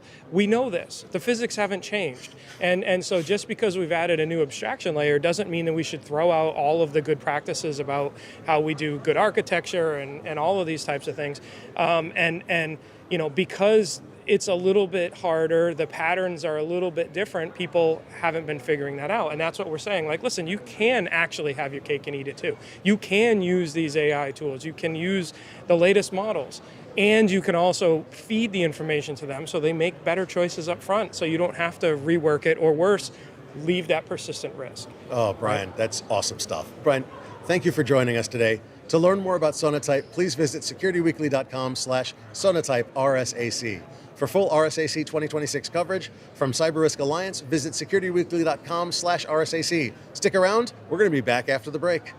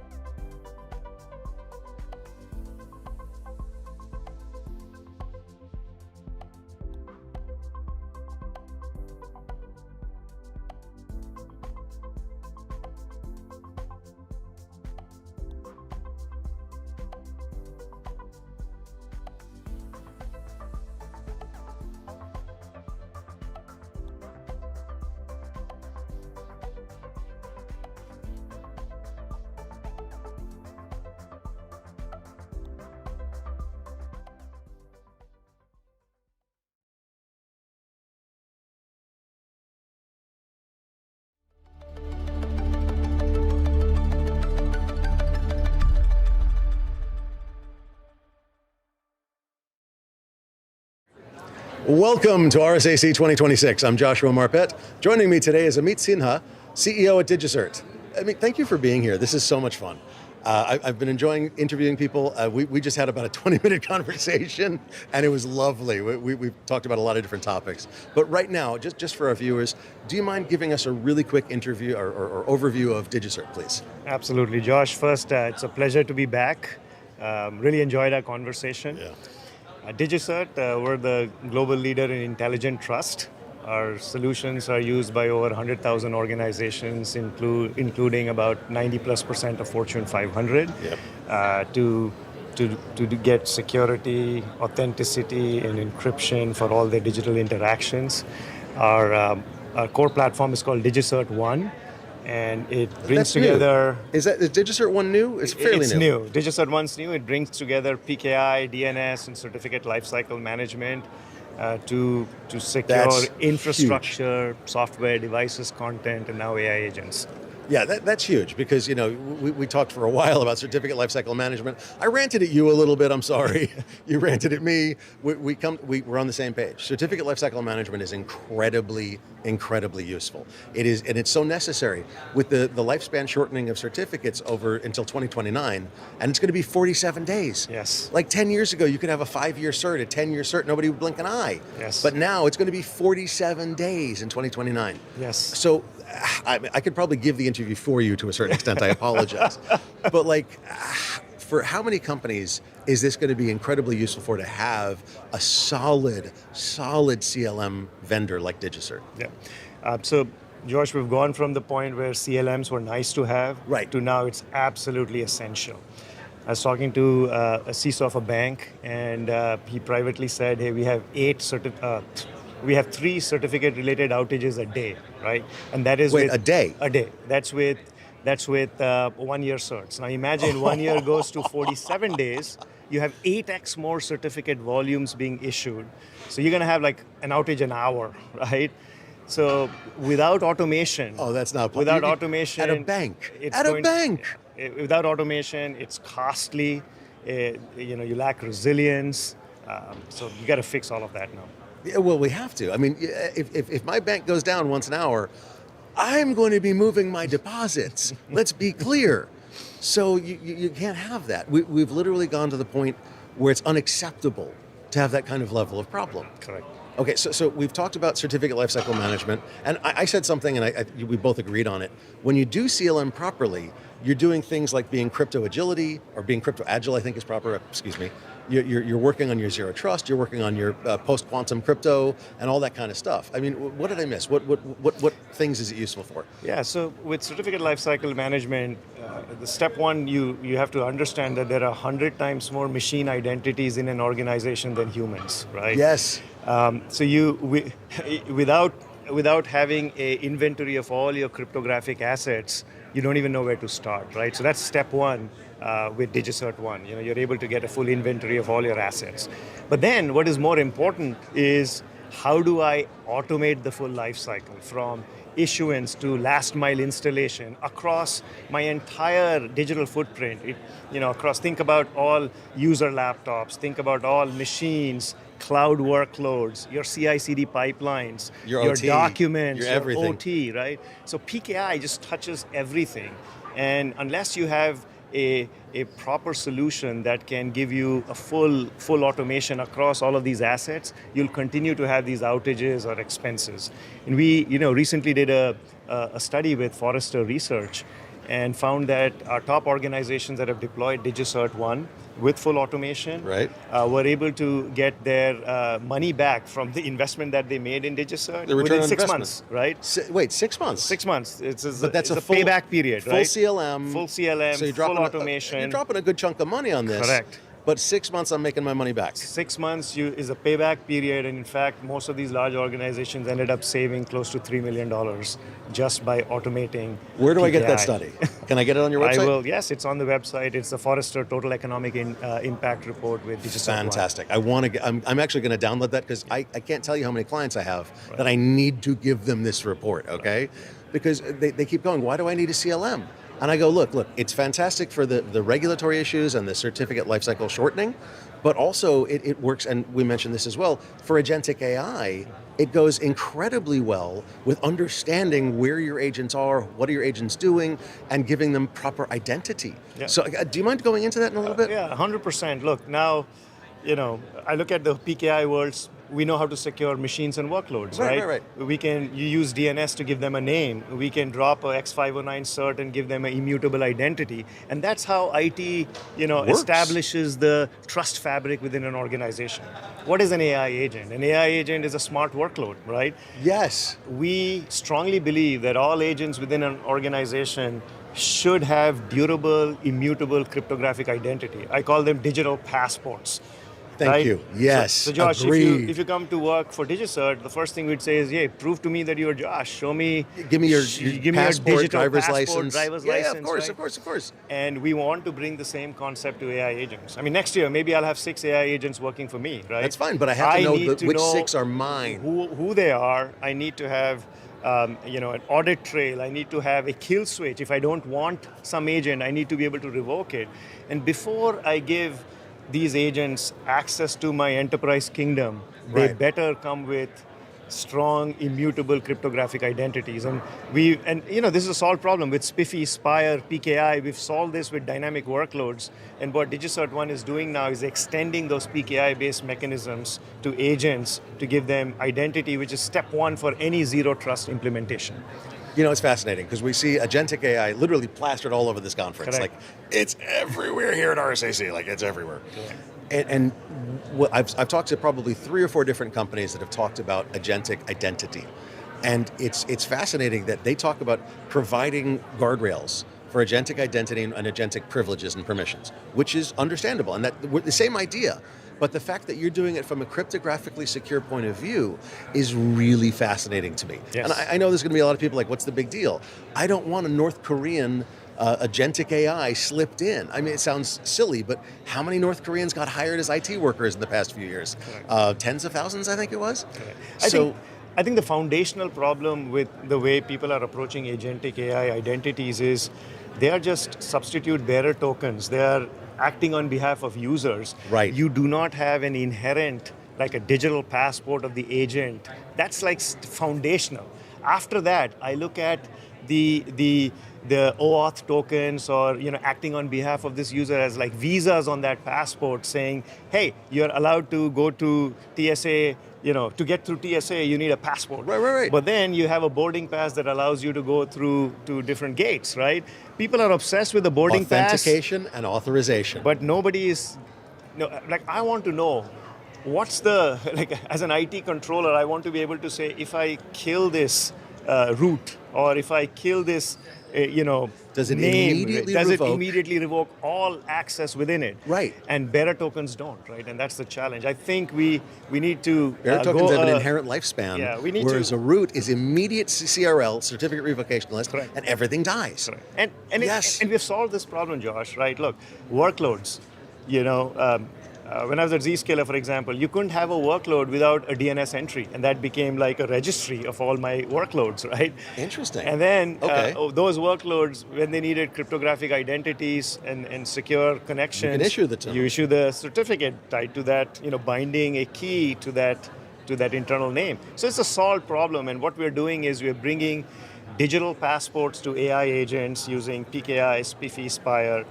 OPA-based policies, and I think that's step OPA, one. Open Policy Agent-based Yes, policies? yes. You're writing this in Rego to a certain extent then? Yes. Oh, I'm a big fan of OPA. I think Yes. policy-based access control Yes. and understanding it, using the policies is a monsterly huge thing. Correct. There's Open Policy actually is another company. I'm a big policy fan. That's so good. I love that. That's really nice. It provides, that's the guardrails that goes around the cryptography. Like you with this cryptographic certificate, you were allowed to go here and here and here. Not over there though, not over there. Yeah. But it's the same thing we do to humans. Yes. You have your ID, it'll badge you through this door and that door, but not that door over there. Yeah. And so that's on the agent side, but AI is also introducing this whole problem of, what's real, what's fake, right? Like, look at content. you guys will release this video, someone can download it, Google Nano Banana Pro it and change something. Where is the content provenance, right? Right. So again, solved problem with PKI. You can sign a PDF document and we know this is tamper-proof. Here's all the metadata. So as DigiCert 1, I can You can do that. cryptographically sign my documents, my videos, my everything. Correct. And if anybody, they can still do a deepfake of it. I mean, it's not going to stop them from deepfaking it, but I it can will lose its authenticate original content provenance, right? So it still the original content has the provenance, so I can prove this is real and that's this the other is one fake. is not, right? And I think we'll live in a world where you might have like a blockchain of all trusted media providers and in LinkedIn, for example, you see now little CR tags that show up with media, which has a cryptographically signed content record. I forgot about that. Yeah, good point. Okay. Yeah, but there's all kinds of things. Like, we have insurance companies coming to us and saying, hey, we're getting fake accident reports, right? We have camera manufacturers saying, I want to sign the metadata, GPS coordinates, timestamps, etc. of my image and raw files. Because I want to be able to prove this originally came from here. This camera, yes, at this time, in this place, correct, is we digital fingerprinted it and cryptographically signed it. Correct. And that picture, if it's this picture you're seeing with this cryptography attached to it, it's real. And the standard that we've been working with a lot of the media providers, Microsoft, Adobe, etc., is called C2PA, Content Provenance Initiative. DigiCert's a certificate authority for that, and we've also been accepted into the product conformance list to be able to sign these types of media using C2PA. Are there any other root There's CAs? a bunch. Okay, good. But DigiCert is leading the way, is what I'm hearing. End-to-end solution, not just giving you the authority to sign, right, but also having our content trust platform that allows you to manage all of that, just like we've done with PDFs and digital documents. So look, what do you use PKI for? You use it to give authenticity to machines and encryption, but that authenticity can be extended to media, to content, to software. We've already been doing it for documents and software, extending it to synthetic content, extending it to AI agents, are all just a natural extension. This is fascinating. Is. You've really so. Did this start with you, like at DigiCert? Well, you came to DigiCert a few years ago. Yes. Did this expansion of DigiCert's sort of traditional? DigiCert's been around forever. Correct. Let's be honest. Correct. But did you start this expansion of DigiCert's traditional PKI roots into look? There's so much more we can do with this. Yeah. So I think the pivot that we made as a company after I joined about 3 years ago was we were a very reputed certificate authority. Huge. The one. And now what we do is we say it's a full soup to nut solution where we manage, we still are the best CA out there, and the ability to manage. You're allowed to say that, it's cool. The ability to manage your public TLS, private PKI, replacing your internal CAs, your legacy CAs, and being able to provide a full life cycle management around everything that PKI touches, right, across your infrastructure, your workloads, your machines, your software, your content. So it is the whole platform that is automating PKI and DNS for you. Wait, back up. You just said something interesting. We are the complete platform. Cool. Love it. I'm a big fan of integrated solutions because it means I don't have to deal with it. Yes. Okay? But PKI and DNS. Yeah. So you're doing all of that? Yes. So we did acquire a company called Ultra DNS. And I know you bought Ultra DNS. Yes. So didn't even realize that. Okay. Yeah. So Ultra DNS serves about 1/3 of the authoritative queries in the world, used by some of the biggest e-commerce engines and software companies. And the reason why PKI and DNS working together is so important is because as these certificate lifetimes are shrinking, you need to do the domain control validation through DNS more frequently, right? So if you have a fragmented solution, what happens is your PKI says, I need to check DNS, right? Here's a secret.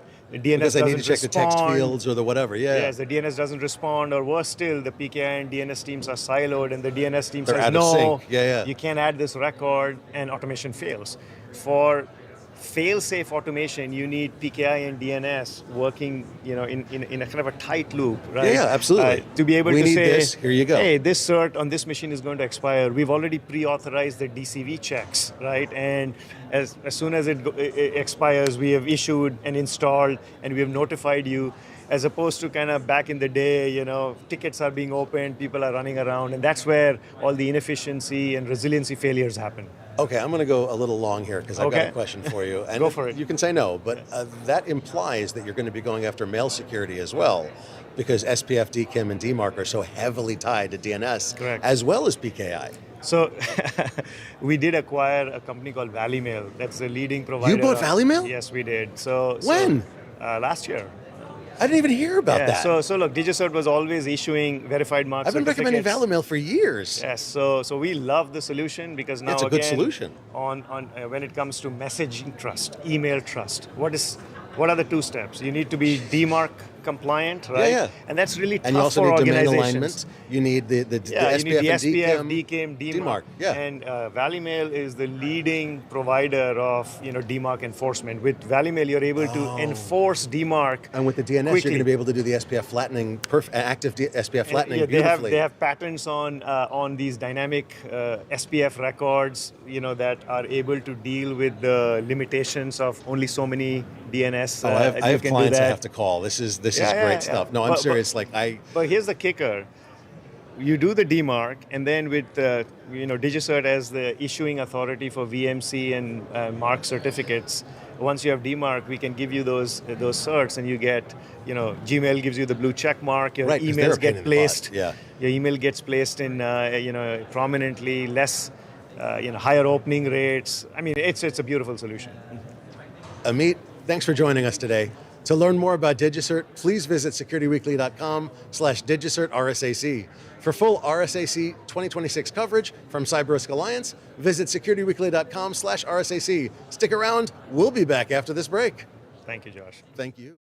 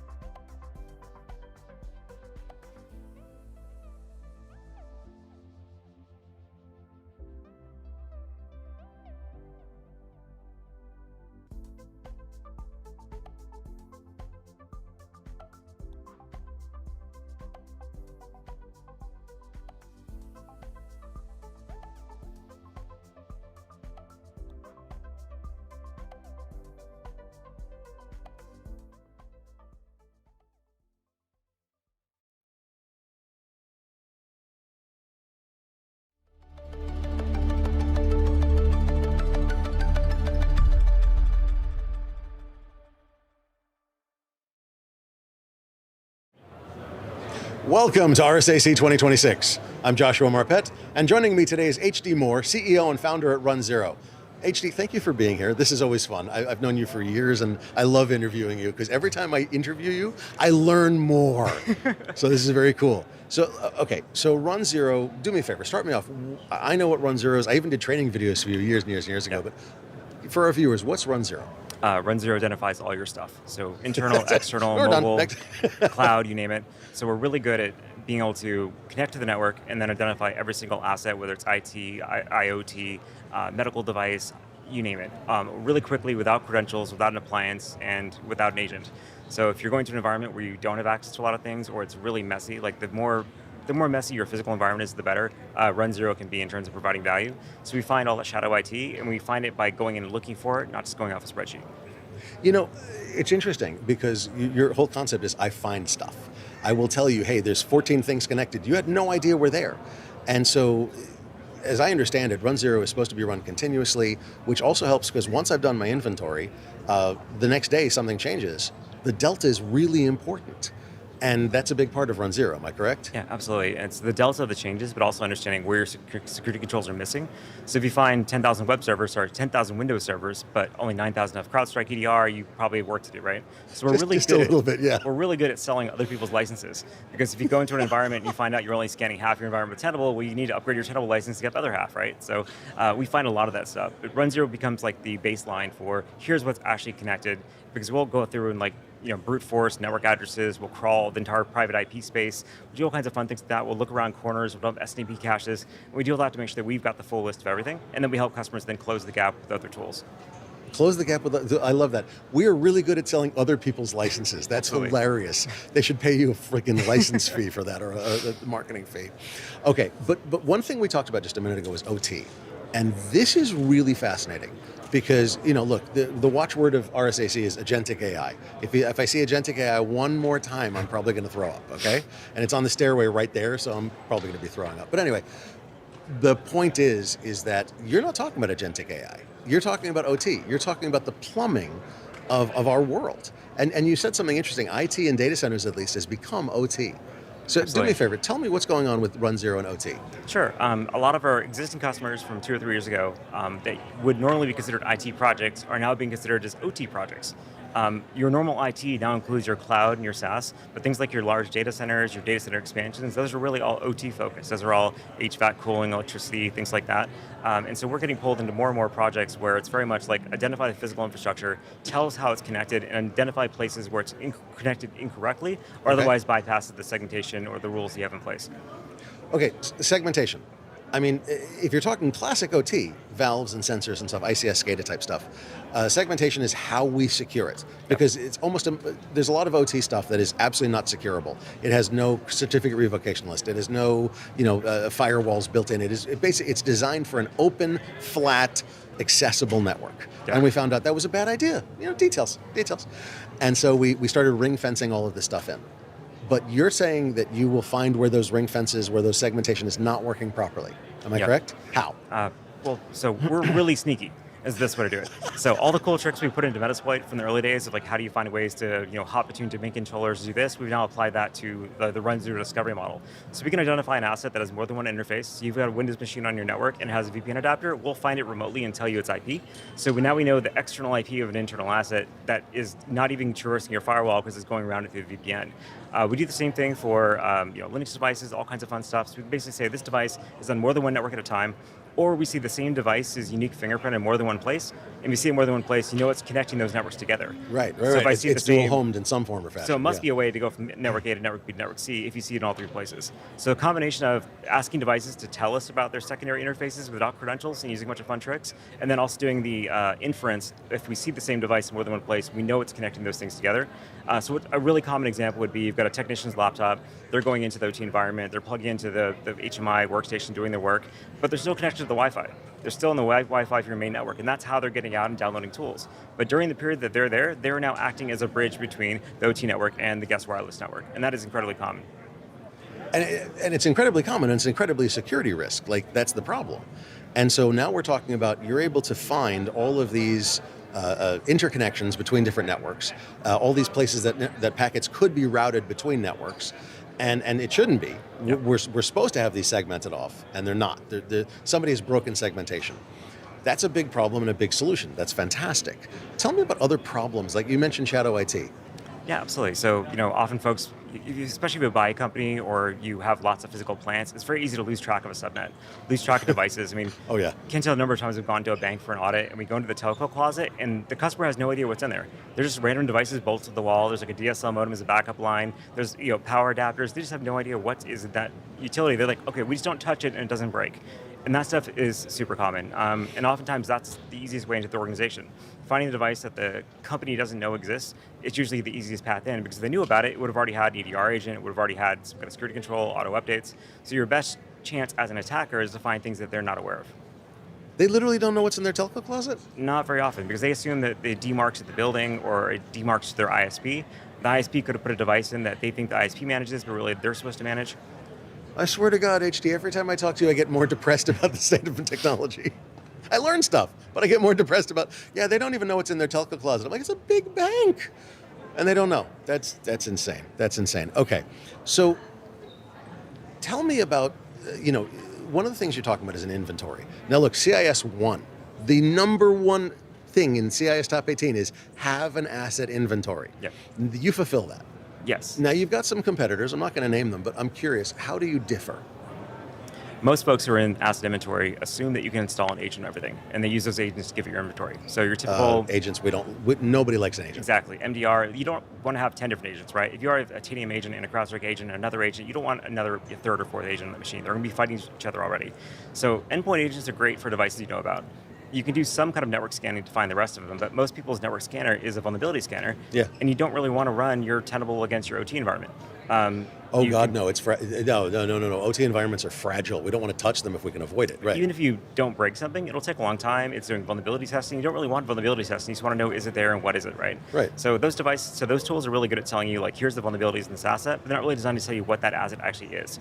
So we focus on telling you, like, this is a Roku media player as opposed to a Linux kernel. This is an actual camera made by this vendor. So very much telling you, like, what the device physically looks like it. So when you're walking around trying to figure out where that thing is, you actually know what to look for. Okay, so you're doing fingerprinting of the devices that you find. You're doing it agentless, and you're doing it in a way that is, I don't know, is it gentler? I mean, do you know what I'm saying? Absolutely, yeah. Our goal is to not send any traffic if we can, right? So unlike most tools that they want to do 100,000 vuln checks, we don't want to send a single packet if we can avoid it. If we can figure out what the device is by sniffing the ARP cache of another printer nearby, we'll use that. So seriously? We'll look around the corners, we'll ask other devices for hints about that asset. We do anything we can to be as light as possible. And the scan engine itself is not Nmap, right? We do this incremental scan where the first thing we look for is like maybe ARP, then we do all these like obscure discovery protocols implemented by different manufacturers, so that if we identify that it's a Lantronix or it's a Mocha or something like that, we know what not to hit. We know to zig and zag around things that would cause the device to crash or reload. And we can still do a full scan, but we don't actually have cause problems with the device itself. You're customizing the scans on the fly for the device manufacturer, the device type, the things that are going to cause the device to loop or Otherwise, whatever. the customer's going to kick you out because you crashed all their stuff, right? So they you get have to pissy about that. I don't know. It's weird, So if you want to be able to do inventory, you have to be able to do it safely, quickly, and so on. Something I'm really excited about is we're about to do a new software release coming up in April. Oh, what's up? It's going to have all your fun attack graphs, of course. Like we do those already to some extent, but showing your bridges, your layer 2 topology, things like that. But the really neat thing about this one is we're expanding our OT protocol discovery. So if we see a BACnet device, currently we say it's BACnet, it controls your HVAC, whatever. Right. But now we're actually going through that device and tunneling into the serial port bus in the back end and saying, what other devices are connected to this BACnet device that are not IP? And now we can start showing you all those devices that are one hop away from the IP layer that are still reachable through this gateway. You're talking about video surveillance, you're talking about serial connected modems, you're talking about serial connected controllers. And building power. I mean, BMS systems. Okay, that's very impressively interesting because most RS-432 and RS-485 are not looked at by most of the inventory systems out there. And you have to be careful. If you just slam packets at it, you're going to override the bus, you're right? going to destroy it. So I'll give you an example. Like just for funds, we scanned BACnet across the whole internet, found about 9,500 devices directly exposed to the internet through BACnet, which is fine. What? So that's about 10,000. No, it's not right. But the funny part is we found 27,000 devices behind them that are reachable through these BACnet gateways that are actually, if you ask the first BACnet device you talk to has IP. If you ask it very nicely, it'll forward packets to other devices on the serial bus. So we enumerated the serial buses. We found like another 30,000 devices that are actually hanging off these things that people don't even realize are internet exposed, let alone reachable through this mechanism. So we're doing a similar. I got to ask, what kinds of devices did you find? The more important ones. So usually you see an HVAC controller, you see like a train or something like that. Like, okay, sure, I can turn the HVAC off, right? Right, okay. But you start getting deeper into those systems, you start seeing water control, flood control systems, you see the smoke systems, you see the alarms, like all Wait, the really, what? all the dangerous like life safety stuff is hooked up to the same system, and you can tunnel through the HVAC to get there because of the way the backnet network is configured. So in addition Seriously? to backnet, yeah, it's nuts. So the stuff that's really scary is not directly reachable, but it's reachable from a directly reachable device. That's not good. You're talking about fire alarm systems, smoke detection systems, flood control, water detection, all the stuff that if it's in a data center, I can destroy the data center and keep the alarm suppressed. And you wouldn't see it from a normal network scan. You just see a random HVAC controller. You don't realize it's actually able to talk to this other stuff on the backend bus. So we do a similar approach for Ethernet IP SIP as well, which is an industrial control protocol. Yeah. And same thing. We'll enumerate the backplane, we figure out what else is connected to it, and we bring all those other devices we found on the backplane into the inventory and say, hey, it's not just this device that's exposed, it's actually all this other stuff that we can get to by using this device as a gateway together.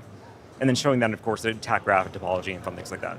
Okay, so when you do this, you're showing the attack graph. You're showing me a visual of what is reachable, from where and how, and what's it doing. What is it, and potentially what's it's doing. And how to get there, right? So, for example, if you have a technician laptop and they're currently doing some work on the network, on their OT network, and they also happen to have like Wi-Fi enabled, they're actually acting as a bridge between the Wi-Fi network and the OT network. They're multi-homed, yeah. And a lot of folks say, well, that's okay because they're not forwarding traffic or whatever. Guess what? Nearly every laptop right now forwards traffic by default, because all of the container tools around, like Docker Desktop, Podman, they enable IP forwarding by default on your laptops. So if you actually look at the number of devices in the world that have IP forwarding on by default, it's like something like 40% of all devices will forward IP traffic between interfaces, even though they're not explicitly configured to be routers, they route anyways. And then you've got all the devices that have those multiple virtual networks. And so you're basically, your single network connection on your laptop could be a half a dozen interfaces for various different networks that you don't even realize because there's only one cable plugged in. What's the big deal? You take a brand new MacBook and you type ifconfig, you'll see 28 different network interfaces hanging off it, including things like the wireless display link, the Bluetooth, the PAN. There's a million different interfaces hanging off. I didn't even think about that. It's wild. And those are all routable and turned on. And they're all routable internally to Yes. You can run traffic from the wireless display link for your remote monitor. Right. You can actually route IP traffic to another IP or another interface on that laptop. We're adding entire attack surfaces without even knowing about it, aren't we? And no one pays attention anymore. So we're excited to dig into this layer. That's really where we have fun, is uncovering all this kind of squirrely, back in unexpected infrastructure. And so, oh wow. Okay, so this is allowing me to use an IT asset running your system, somebody's laptop, to check out all of the OT devices and networks and interfaces that it's connected to across all of those different, and what they can route to, and what they can, and so on and so forth. And all the way from the internet back in, right? So, a lot of folks will say, okay, I've got one big internet firewall, all my traffic exits my FortiGate or whatever, right? Right. We go and look at the network and we say, you actually have 4 or 5 different public IPs all going into your internal network in different spots. Like, wait, why? Like, well, you've got a public v6 address on this device. This other device has a mobile LT card enabled, and the carrier is just exposing directly to the internet. Or this other device has a VPN adapter, but its VPN adapter is actually public and exposed too. So we find all these other different ingresses into the network that are not your main gateway. Okay, so that's attack surface management, and what you're saying is most of us, our attack surface management sucks. Yeah. Well, it's hard to do. So one thing that we do that's really fun You're being internally. so nice. Oh, it's really hard. It's okay. No, it sucks. Well, most external attack surface management is about scanning your external interface and saying, I found this that looks like it belongs to you, right? The problem is if you find it through the external side, you don't know who owns it internally. So we flip that on its head. We actually scan the internal network. We fingerprint every device so uniquely that we can then pull it out of the entire internet. We say, is there anything else in the entire internet that has remote desktop with this TLS certificate enabled, with this unique key, with this SMB2 GUID? Oh, with the TLS certificate, you got the certificate ID. Yeah. You now can we know that fingerprint it. if you find the device internally, you don't even have to scan the external side. You just know exactly what external IP address it already has because you can correlate it against the cert. So we do that across a bunch of unique identifiers. So everything from like temporary GUIDs in memory, SMB random IDs, SSH host keys are great for that. And in doing so, we can, only by scanning the internal network, we can then tell you where the external reachable points are just by doing a lookup. That is, HD, that is awesome. Thanks. It's a lot of fun. I'm like, that is really, really cool. And I gotta say, like, this is a tool that should be run everywhere because, again, CIS1. Yes. Have an asset inventory. And what I'm hearing from you is nobody really does that. And you could have an inventory, but you don't know much about the inventory. Like if you see a generic Linux box in the network, that doesn't mean anything. But then if you find out it's a Hikvision camera that probably is backdoored firmware, then maybe you care a little more, right? Just a little, just a little. So you need the context of what the thing is before just an inventory helps you. This is perfect. HD, thanks for joining us today. To learn more about Run Zero, please visit securityweekly.com/run0rsac. That's run0rsac. For full RSAC 2026 coverage from CyberRisk Alliance, visit securityweekly.com/rsac. Stick around. We'll be back after the break.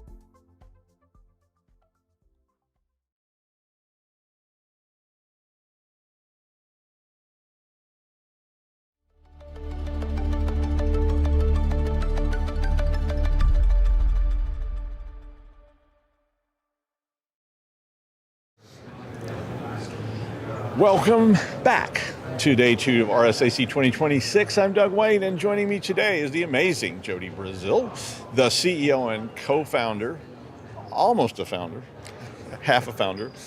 Yeah, one of those.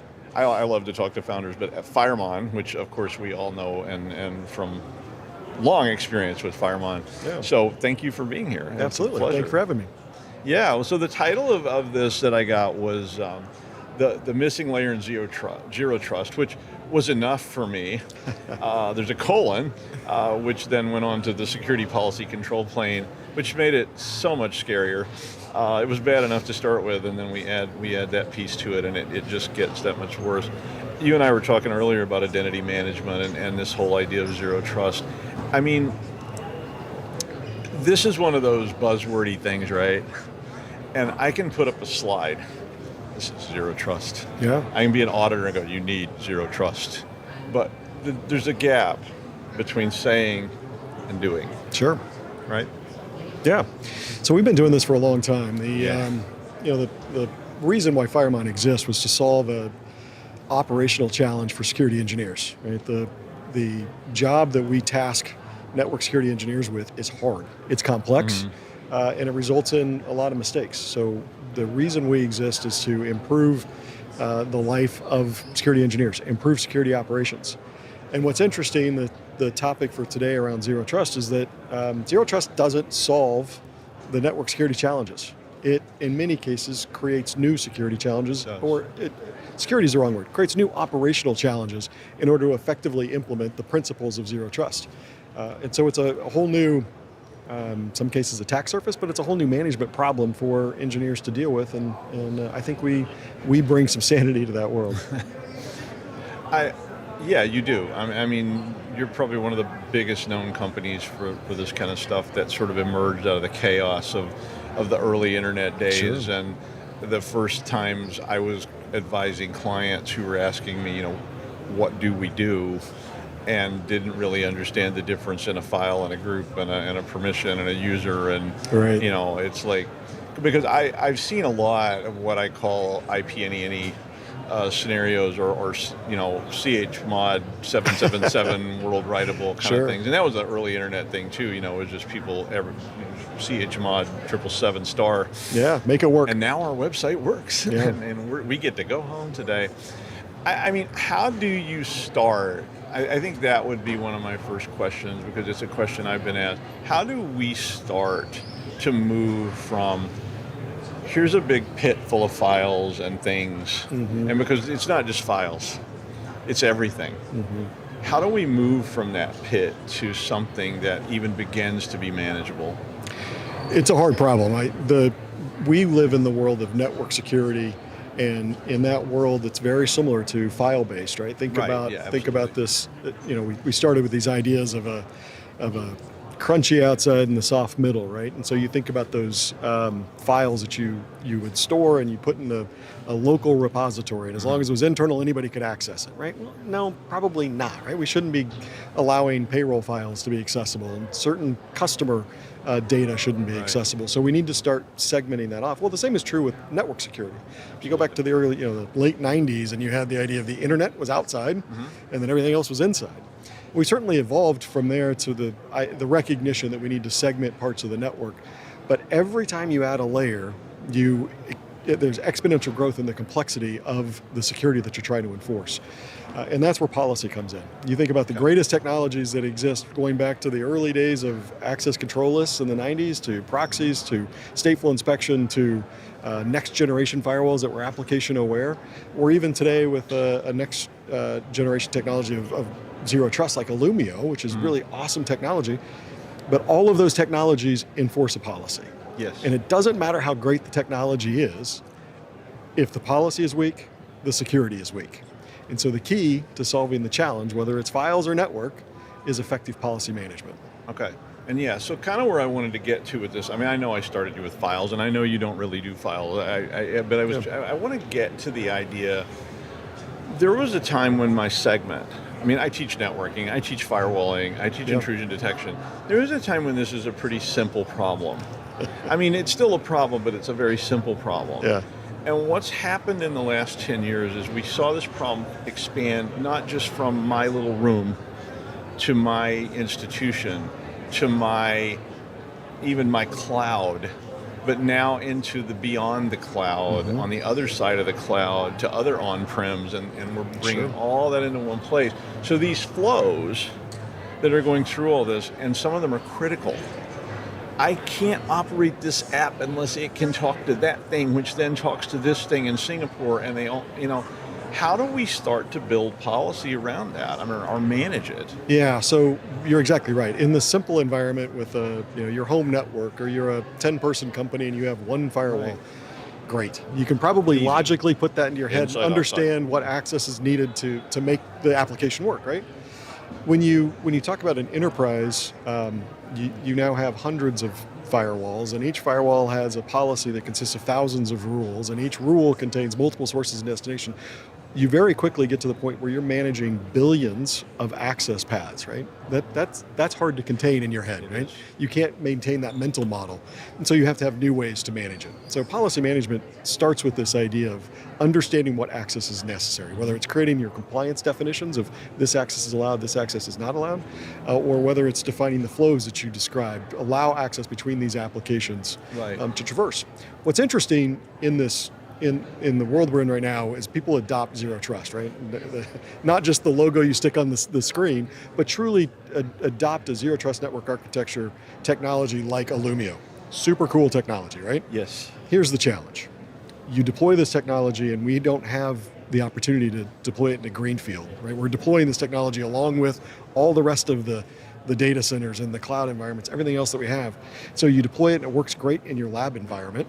And it's super cool, right? Allow access between these hosts, and based on these tags, we're going to allow access. Really cool. But then once it hits production, hits the real world, and now you're trying to say, allow this, let's use Illumio as a great example. Let's allow these Illumio hosts that are in this part of the world, this data center, to access these hosts in this other data center. They're no longer just in their own sandbox. They now have to work in the actual real world, and they traverse traffic across the cloud or your existing network infrastructure. And how do you maintain the policies across these different, disparate technologies? The cloud, Palo Alto, Fortinet, Illumio. And that's where a single pane of glass, and one way to understand the policy, and one way to define access is okay between this server and this server. Okay. And then we make sure that the policies across all those disparate technologies, including the new and super cool zero trust technologies, adhere to that same definition of access. I agree with. I mean that's nice. Yeah. I think we do definitely have to try to think how that expanded as well, from a day when I could say I allow port 22 TCP to I've got a porcupine of things connecting. So we have a lot of panes of glass around this that we have to assess each one. Yeah. How do we determine all those panes of glass? I mean, so this is this security control plane that you're talking about. Exactly. So as we step into this glittering security control plane, how do we start saying these and these are there, they should be there, and those over there I'm not so sure about, and maybe we need some more over here? Well, the simplest place to start is with visibility. Right? Back to my example of organizations with hundreds of firewalls and logical rules of billions, right? The first problem is that I don't even know what I have, right? What access exists? And so the starting point for any network security conversation is to say what access is currently allowed. And it's extremely rare, and I'd perhaps go so far as to say never is it the case when you walk in and assess an organization's network security posture that you don't find gaping holes. And it's not because engineers aren't intelligent and capable and hardworking. It's because they inherit really complex problems, often with decades-old policies that have been in place forever, and they don't know why. Right? It's the very fragile. I'm afraid to touch that because it's been there for a long time, and if I do, what breaks? And so the starting point in any organization is to have a clear understanding of what access exists, what are the current control paths that I have in place, what gaps do I have that I need to fill, and then we often go through a period of cleanup. That legacy policy probably has lots of rules that are hidden, shadowed, or unused, right? No longer necessary. So we start with a cleanup process just simply to get your arms around what is it that you have. To get to the question, right?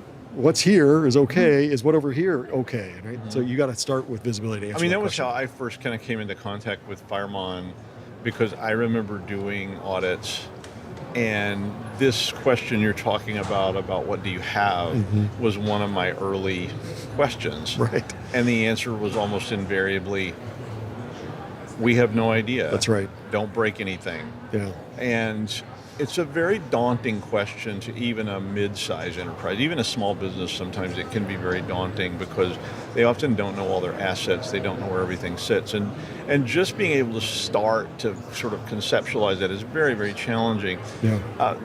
Do you think there are mechanisms now that would allow us to visualize these things, or is this always going to be a kind of behind-the-scenes, component? No, absolutely. The Firemon technology absolutely helps you answer that question, right? Visualize what access is allowed, understand the interconnectedness between those disparate technologies, the zero trust, the cloud, all those different technologies. The point that I like to make is the recognition that firewalls are going to evolve, right? And they have. We go back to the access control list through to the application aware, next gen cool technologies, right? Super cool stuff. What's consistent is that all they do is enforce the policy that you define. Policy is never going to go away. The underlying technology about how we enforce it gets better and better. Our ability to detect real-time threats as they traverse the network. Super cool stuff. But again, depends on, do you have a policy that is inspecting those threats? Exactly. Do you have the right policy? So policy management is a fundamental need. And back to where you started with files. Right? Absolutely. There's a very strong parallel here, right? No, what policy have you brought applied? it up. I mean, That's right. Yeah. I feel like that it's almost the same problem. It's just a different channel of things, and how does this get from here? So one of the things that I think we're facing now is the introduction of agentic AI and all these kind of components. And again, when somebody told me initially, agentic AI, I'm like, okay, sure, a bot sits on a server and we talk to it, big deal. But as we've seen this evolve quickly from a bot sitting on a server that I can talk to and ask a question, we're seeing these things begin communication flows between bots and lambdas that are talking to other bots to another bot, and then let's throw MCP in there, and suddenly I've got a bot that wants to access my back-end OT, and I'm absolutely terrified. Yeah. I mean, when you go from information, right, a simple LLM bot to an agentic AI that's taking action on behalf of users, you now have to think about that user or that agent as a user. What control, what permission should it have, what access should it have? And identity is going to play a critical role, right? What identity does that agent have in that moment becomes critical. Same is true with network security. You think about why network security exists, and the whole purpose is to reduce risk, right? It doesn't eliminate risk. It dramatically reduces the risk. Think about the potential risk of an agent that goes rogue. Right? We used to think in terms of Terminator, and all of a sudden it feels like it's somewhat real, right? So how do you control that, right? How do I control the risk of your OT example? So it's supposed to have access to the sales data to perform some marketing function. Great. How do I now make sure that it doesn't get access to the customer data and do something nefarious, or the OT data or systems in a hospital, right? Well, network security can play a very important role in that. Whether it's a human or whether it's an agent, reduce the blast radius of the potential risk associated with any access. You have to. It's just, like I said, there was a time where it was this nice little one beam of light, between me and port 22. I could easily even I can easily understand that. Sure. And now I've just got this wall of noise that's coming in to every port, from every port to all these ports, and I'm going, wow. Yeah. And it's reflective as well, because this is talking to that, which is talking to this thing over here, and some of it's going off site, and we need these flows all the time. That's right. So we need tools like that let us create this, what you call the security control plane. So one, both understand how our policies interact with these things, because one of the things I observed was that people immediately just turn it off when they can't figure it out and everything stops. Because I've been in that seat. I've had the phone ringing and the CEO calling me going, make it work now. And I've seen back to the companies, any except, right? Just make it work. I've seen them do it. Yeah. You know, they just unplug the firewall and just bypass it because we can't get it to work, and we don't have time to fix it next week. You're right. So that's a really critical next step. So it's one thing to have visibility, right? But visibility doesn't improve security. That just gives you the awareness of what the problem is, right? Yeah. And so the next step is operationalize it. Now, Yes. every day, every hour, there's a request to allow new access. The new application that was created, the new request from a partner that needs to get access, right?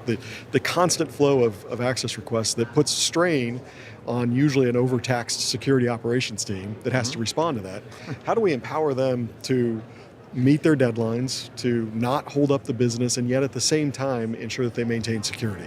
Right. So take the same visibility that we talked about earlier about identifying the existing gaps, and now give them those exact same visibility along with powerful tools to improve operations, like manage change, design new rules, automate the deployment and provisioning of new access. So how do we give these really important overtaxed security engineers the tools they need to be more keep efficient? everything working at the same time. Right, and not cause an outage. That's exactly right. because that's where we get into real trouble, right? When it all comes crashing down.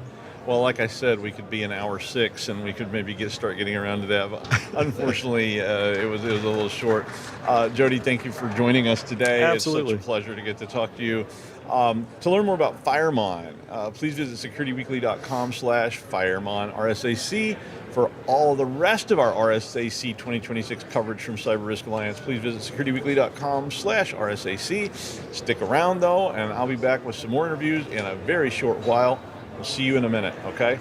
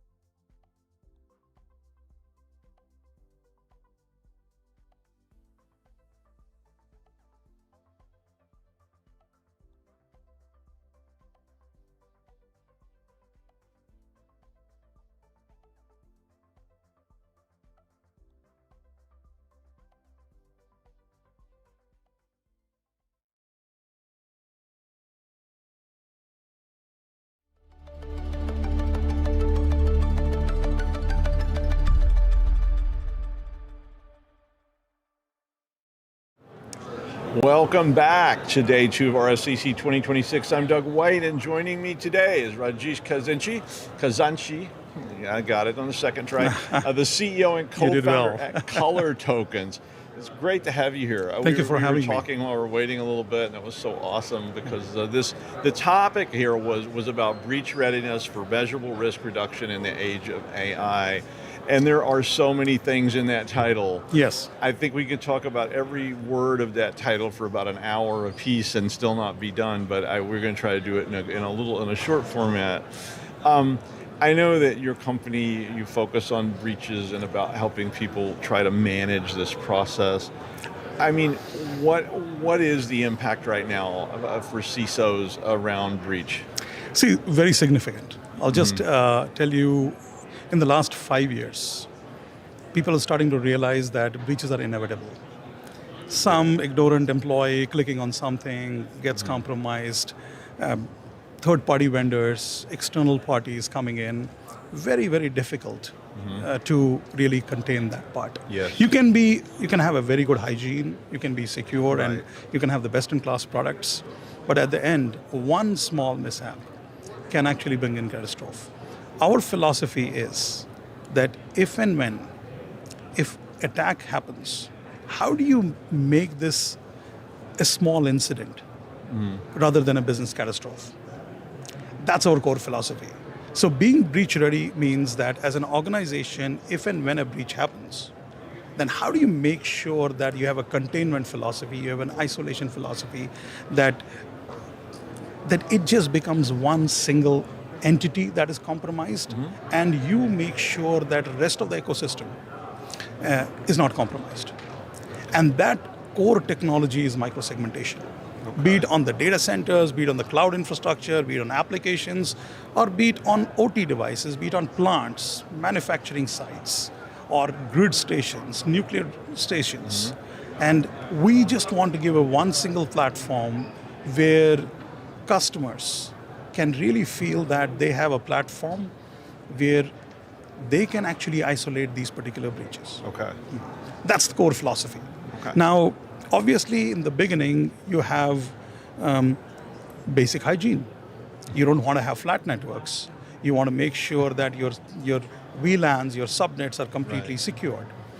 But today, if you look at most of the organizations, they have firewalls. They do a good job, northbound traffic. They have detection response. They have, EDR technologies like CrowdStrike, Sentinel, Defender, all these technologies. And then they have, SOC knock operations to look at all the alerts and notifications. Then they have cloud security solutions.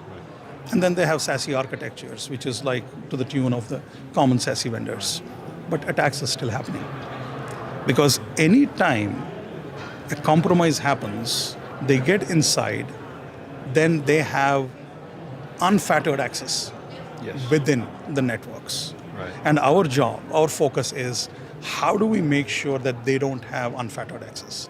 If a particular application or a user has to connect to something, they only have grant access to that and nothing else. Okay. So things that they don't need to know, they just don't have access to that.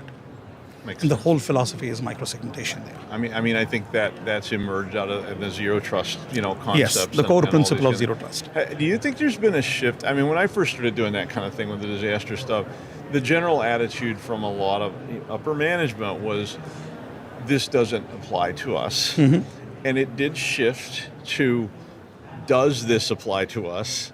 To now, I think most people are acknowledging that this does apply to us. Yes.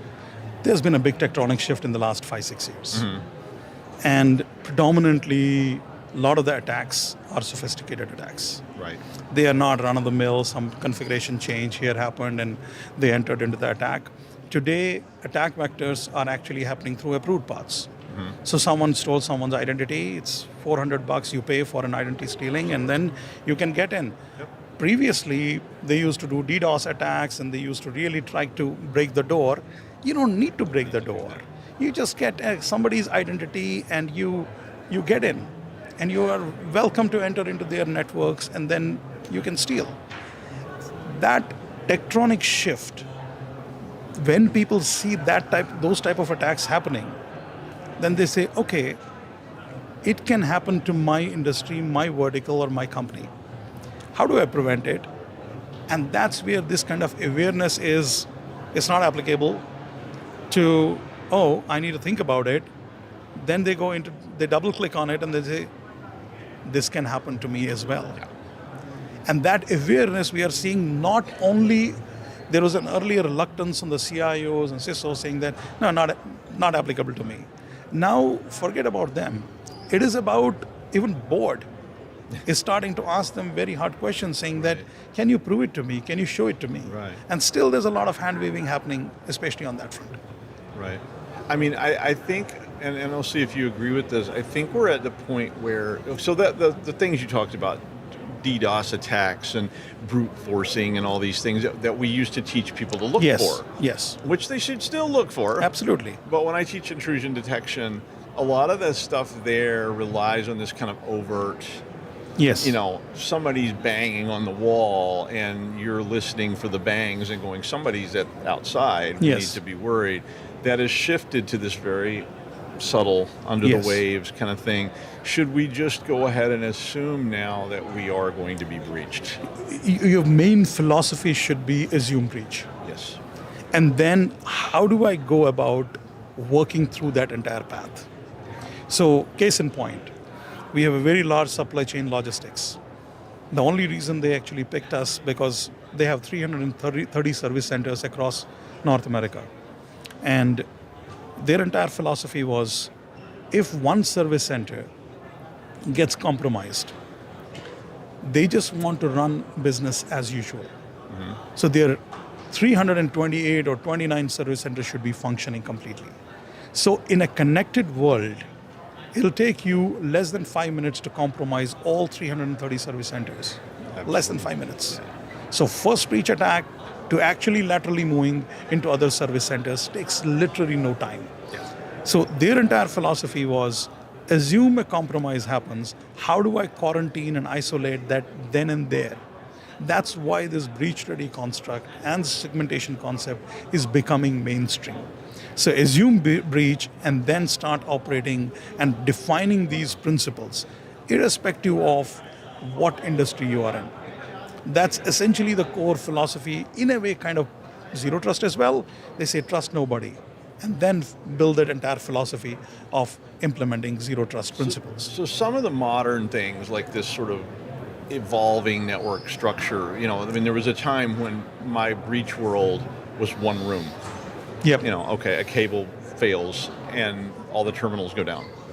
That's a pretty simple scenario. Yep. Everybody hang on, give me 5 minutes, I'll find the cable, replace it, we'll be back in business. But now we've expanded to cloud and other prim. Yes. Not just my prim, but somebody else's prim, and all those things are interrelated. And if even one piece of those things fails, in that long chain of this thing talking to that thing through this thing and those over there, we suddenly see a disaster emerge that is not as simplistic as these old things that we were looking at. How do we deal with that? Great question, by the way. I'll give you an example of a hospital chain. Okay. They came, actually really managed well. They said that they do this exercise once in 3 months, where they just want to be up and running within 40 minutes. Okay. That's their cutoff time. Okay. And they do these particular red teaming, blue teaming, plug it out, and really see how data recovery happens, how they can actually bring up the EHR, EMR applications up, and the maximum time is 40 minutes. And they know that. Yes, 40 minutes. That they know that. I was so delighted to see that. But during that entire conversation, what happens is if data gets encrypted, what do you do then? Let's say you have storage, you've stored the data, right, and they store it at a particular frequency, right, and they encrypt that data for last 2 days. Okay. So they can go back to the D-1 or -2 or -3, whatever you. But then a lot has changed in the last 2 days. Think about it. So then they actually created a technology. They said, Encrypted data needs to be managed separately. How do I put a double encryption on top of it? The long story short philosophy is you start really looking at each and every element in the cyberspace and say, if this breaks, what happens? If that breaks, what happens? And it's a continuous philosophy.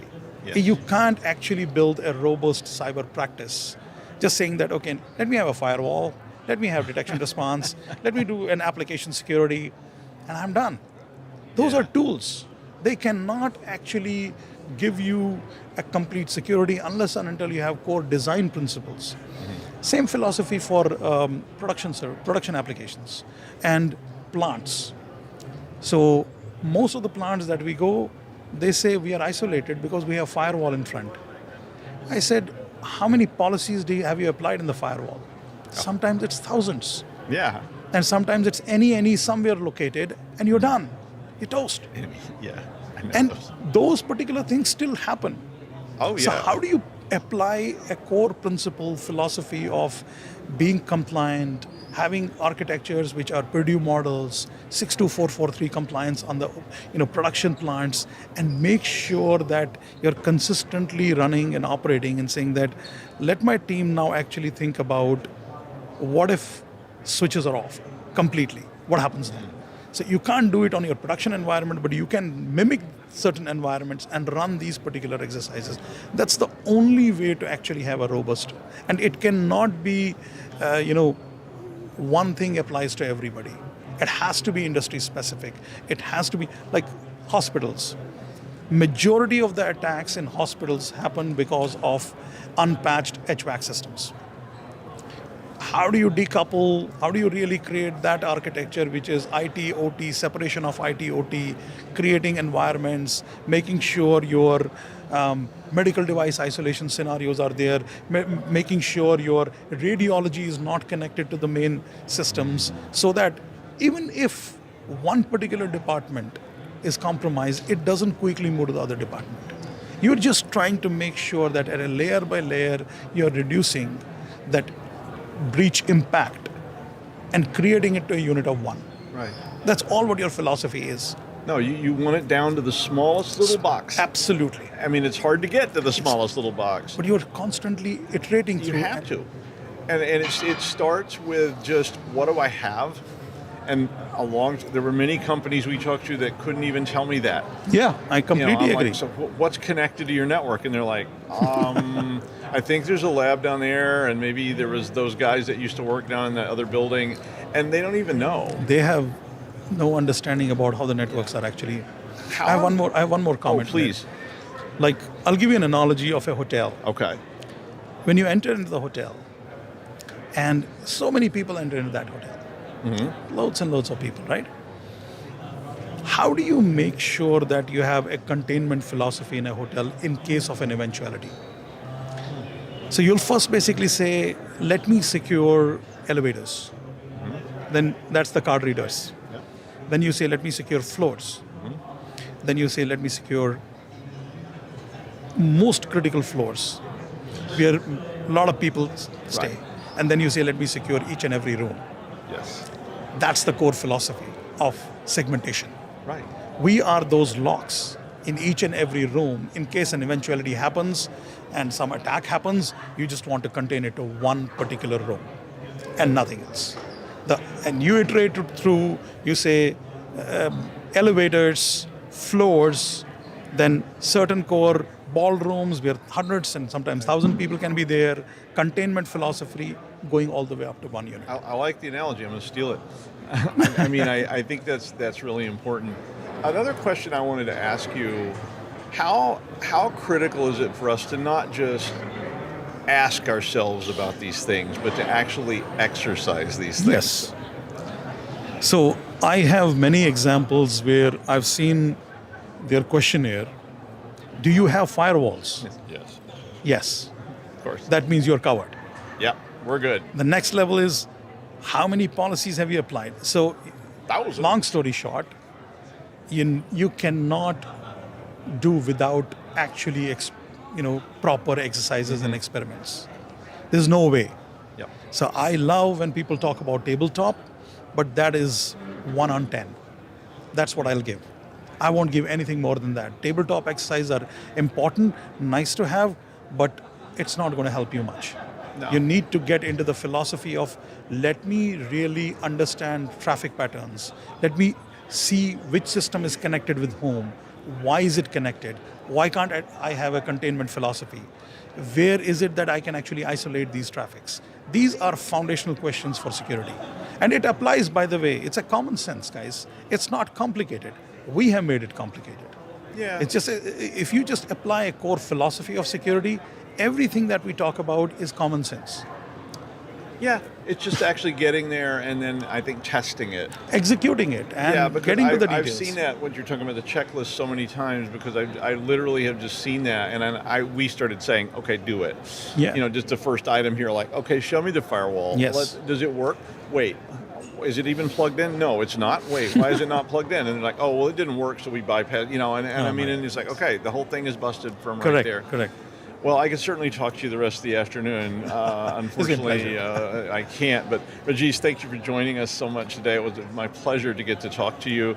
If you want to learn more about color tokens, which you should, please visit securityweekly.com/color tokens RSAC. And for all of our RSAC 2026 coverage from CyberRisk Alliance, visit securityweekly.com/RSAC. And if you'll hang around, I got more interviews for you after the break. So we'll see you there.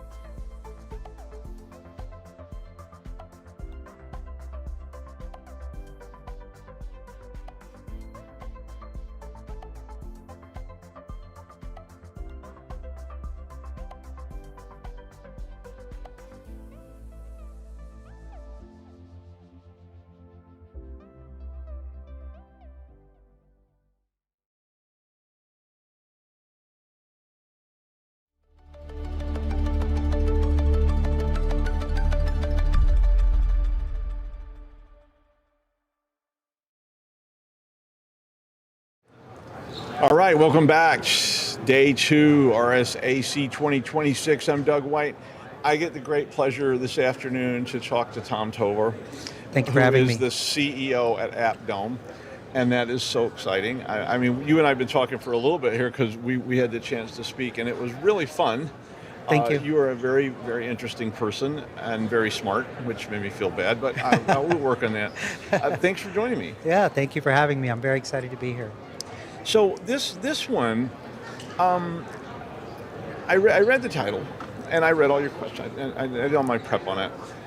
But I'm not as knowledgeable, I think, about what you're talking about, and I want to hear more about it because it's very intriguing. But the title was How We Achieve Agentic Outcomes in Cybersecurity, which already was like, okay, that's interesting. But there was a colon, and then we went on and said the do it for me mobile defense. Yeah. And so I'm certainly wanting to hear more about what this means, and in terms of agentic. And so I think what it was it's about having Agentic start to step in and have more control. Is that fair? Tell me what it means. I think is the better way to do it. Yeah, so obviously we're here at RSA right now, and there's a lot of talk about using AI for across the enterprise, and whether it's appropriate to use it in some cases and not others, and whether you need guardrails on it, or how do you provide authorization to agents to access applications and that sort of, all of which is a great conversation, and there's a lot of wonderful companies that are focused on that. I think there's a separate question, which is how do we leverage agentic technology as a workforce, as a worker, as performing tasks, performing functions, maybe even performing jobs of the future, whatever those may be. As the threat landscape continues to evolve and the complexity of enterprise systems continue to evolve, I think just specialized work will be filled in the future by specialized agents that will do that work. So we don't necessarily need to train humans to do that new work. We can leverage agents to do those work and do that task. So the big evolutionary step that I think we're all looking forward to is a notion where we're not looking to maintain a human in the loop. We're looking to elevate the human in the loop to give us more reasoning power, more decisioning, more autonomy over the task, and allow the worker or the agent to perform the task on a daily basis, and maybe do that more consistently, more continuously, and so forth. So when we talk about moving to agentic outcomes, we're not really talking about using AI to analyze threats or determine the next emerging attack vector. We're talking about really performing tasks, whether that is adjusting a policy, adjusting a defense posture, doing that in runtime or real time, and taking over something that otherwise a human would have to go access a system and do. It's a scary notion, but I think that's where we're headed. I mean, do you think that we're still kind of in the churn of that? Because at least that's how I feel. Because I am trying, being an old professor, to adopt. I mean, I love new things. Yep. I'm not an early adopter, but I love new things. Yep. And I want to use those things. Yep. Anything I can use to make things better. Yeah. I want to use. But I feel like I'm still sort of in the churn of what you're talking about. I haven't established where you said you're going to elevate me. Yep. I don't know where I'm going to elevate to. I don't know which floor I'm going to get off on yet. Yeah, I think it's already happening. I mean, no doubt you probably use some agentic tool in your own, and you probably have already felt that your own learning curve is accelerated as a result of that. Agreed. I think we can all agree that frontier model makers have, if nothing else, given us a much better search than what we're used to, right? So in the old days, you would go onto Google and you would search for things, and you would get a lot of links, and you would click those links and you would read them and try to formulate your own whatever out of it. These days, you enter the query, you enter the prompt into your LLM, you get back an answer. You might challenge it or interrogate it a bit, but overall your learning capacity is improved, your learning curve is improved, your decisioning is improved, and so forth. So I think we're all feeling that today.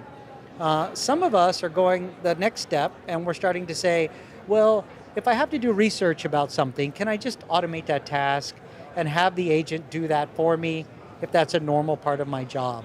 And then others are taking that even further. Can it write code for me? Can I build other more advanced tooling using AI to achieve things? And so you're seeing the enterprise really race at that, really trying to figure out what part of my work ecosystem can I delegate to the machine today, and what does that path look like in the future? So we're very much in the center of the churn. If churn, you mean the butter. That's the butter well, I just analogy. mean the swirl of, I don't exactly know where I exist in this particular But you know mess. it's something. I do. Yeah. And many of the pieces you're talking about, I'm like, well, I'm already doing that. Yeah. I haven't established trust. Yeah. You know, I'm facilitating things that I've always done myself. Yeah. And saying, wow, if I could remove that task, which is just a boring, repetitive task, I would have so much more time to do this task, which is a much more interesting thing. Intellectually challenging, stimulating, fulfilling, whatever. Well, I saw it accelerate my class design. Yeah. Because, you know, things that I was telling my wife recently, was that, you know, I was going to build a new class in this firewalling thing. And in the old days, I just didn't have the time to build this back-end infrastructure to make the class more realistic. Yeah. I was focused on this. Well, if I can turn that over to Agentic, I can spend my time on the almost, you know, fantasy part of it to make it seem more realistic to the students, so they're seeing more what this would look like in the real world. Absolutely. So for example, one of the things that in the technology that I created and our company builds is we took a very discrete function, which was adding security and defense features to mobile applications, which without technology is a very difficult, sophisticated, very boring, hard thing to do. Right. It involves a lot of work, it involves a lot of maintenance, attack surface keeps evolving, the operating system keeps evolving, the device substrate keeps evolving, and so you're constantly maintaining. If you're building it yourself, you're constantly maintaining a tremendous amount of code inside your application and making sure that it runs well and so forth. So now imagine you take that task, that boring, every day, every moment, task, and you say, I'm going to let a machine do that. I'm going to let a machine build a set of defenses into my mobile application, relieve my engineering team of that burden, and I can still validate that those defenses are working. I can still do a pen test. I can still do a dynamic application security test. And you should, exactly. I can still do that, but ultimately a machine has taken that task over. Now, 10 years ago, when we started this journey, that was revolutionary. Yeah. And people were saying, well, wait a minute, I've got 30 engineers and they're the best engineers in the world, and why don't I just let them do this? And I have DevSecOps, and I have a loop and so forth, and I've got it all figured out. Fast forward to today, no one says that. Everyone's saying, you know what? We can machine that in. We can let a machine build that for us. As long as we maintain the autonomy to check and validate, we can do that. So I think you're going to find that happy ground or that safe ground or that trusted ground. It might start relatively low today, but it will incrementally grow over time. And I think we got to be smart in how we do that. Yeah, I mean, I think that's sort of where we are, because one of the dangers I always see in these things is just people overstepping it. Yeah. Just they come in and they go, do it. Yeah. And and I've seen that a different concept than the mobile, but just the same thing with people going to employees and saying, use this, while tracking how much. Yeah. And a personal friend said, I don't really know what they mean by that. Yeah. What do they want me to do? Dump all my files into this thing? Yeah. And the same thing I wouldn't here. recommend anybody do that. Please don't. I mean, how do we start to build the foundations of that in our organization to get that process you're talking about, which I think sounds great? How do we start building that into our process? Well, I think that's going to become a key part of the cyber function in the future. Okay. The cyber function of the future will be, I think, defining that roadmap of delegated autonomy or delegated agentic work, because I do think that will differ depending upon the industry that you're in and the work that you perform and so forth. I do wonder if we as a cyber community can really, I like to say, be the P in front of the locomotive, I mean, in physics terms, I'm sure the P slows down the locomotive, but when you look at it, does it really? I'm a little worried that we might be trying too hard to gate that adoption. I don't think we can gate that adoption. I think what we can do is gate the delegation of tasks and functions. And I think it will differ depending upon, you have organizations today that some have really strong cyber organizations. So the delegated authority might be less. You have others who struggle with finding the right talent or the right people, and they might need more of an agentic workforce. So I think it's going to vary. When I step back and I look at how these frontier model creators talk about the future of AI, there's all these doomsday scenarios, and I think left unchecked or left without a rational evolutionary model, it could get out of hand. But I think that same notion of a rational evolutionary model, if we apply it inside of an enterprise and say, what are the tasks that need to be done, that it really is better if it's done right and done consistently. Okay. And so I look at cyber and I think defense. Yeah. Defense is a great place to leverage agentic work, because missing it, getting it wrong, is just too much. Too much at stake. I think another piece of this that I like a lot about what you're saying is that this also, not everybody has 30 great engineers. Yeah. But they're still building components and building apps. They are. And like you said, this mobile environment, which has always been terrifying to me, because again, I'm old. I was dealing with people sitting in a terminal that never moved from that spot, and I could go turn the keyboard off if I needed to. Yeah. But now I got a device that's being carried all over the world, and I have no idea what's touching it. And I'm getting people using apps that were not built by the best engineering team in the world. They were built by two 12-year-olds in New Jersey on a Saturday afternoon, but half my staff is using this. Yeah. And it seems to me like this agentic AI component you're talking about builds a kind of floor under this, that if we could make that floor equal across, and moving up over time to match the threat. Absolutely, because the floor keeps getting higher, because we can always say, well, that was the old floor. Yeah. We've just added 2 new pieces on top of it. Exactly. It suddenly levels that playing field from a security perspective, does allow some of those people to get into my enterprise that I otherwise would say, no, under no circumstances are we using this, but we might be able to trust this somewhat now. I think you just nailed it. I think that's the perfect analogy for how to think about this. I think that you are going to see today, if I'm a B2B app maker, and I want the employee base to use my application in your workplace, you as the cyber person are going to give me a set of requirements. Right. And I either meet those or I don't meet those. And if I don't meet those, you're going to tell me, sorry, no thanks. Can't use it in my environment. That has, up until the age of AI, those sets of requirements have been largely formulaic, static, not changing.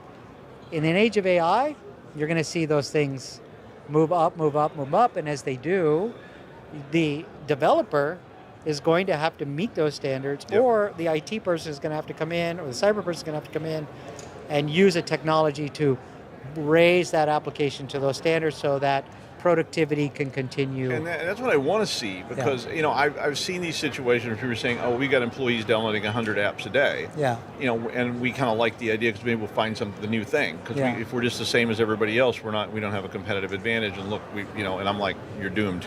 Yeah. This is like the recipe for giant disaster. But this could set me to that foundation. Yeah. Now take that same scenario and turn it to the brand side, the revenue side. Okay. The apps that you and I use every day for banking, travel, friends, social media, whatever. All the stuff we interact with where our money's at stake, not the business, our data's at stake, not the business, and where there's no real standard. It's just whatever the fraud guys throw at you. It's whatever the cyber guys throw at you. And ask yourself, how does an enterprise that isn't leveraging agentic work, how does it keep up with the agentic threat? And you say, oh, okay, there's no way in a B2C mobile application for a set of developers working inside of a brand can keep up doing manual coding with attackers who are using agents to create attacks, to do deepfakes, to do social engineering, etc. So that uncharted territory. You I mean, need they agentic weren't work. even keeping up when there wasn't Exactly, agentic attackers. exactly, It was exactly. impossible because I've always called this the infinite series problem. Exactly. Because I'm a developer. Yep. There's an infinite number Of attackers. 12-year-old hackers. Exactly. And nation states. Exactly. And everybody out Yep. there, and they have an infinite amount of time Yep. to target me. So and I you have no- a I finite no hope. and you have a finite amount of resources. Exactly. It was just me. I developed the whole app. Exactly. And it's over. Because Exactly. there's no way I can combat that in any Exactly. kind of effective So way. now imagine you have the power of an infinite workforce Yes. in an agentic solution that helps you keep pace with that infinite attacker problem. All of a sudden, okay, my revenues are more protected, my data is more protected, my business is more protected, and I can scale independent of my headcount. I don't see any way around it. I don't see anywhere around No, that. I mean, so it sounds like you have a model moving forward. I mean, look, I think you gotta build technologies that produce outcomes and help people. And I think we were talking about this before. Yeah. Like, I love being on the good guy side. Like, I just love being on the good guy side. I love being in cyber.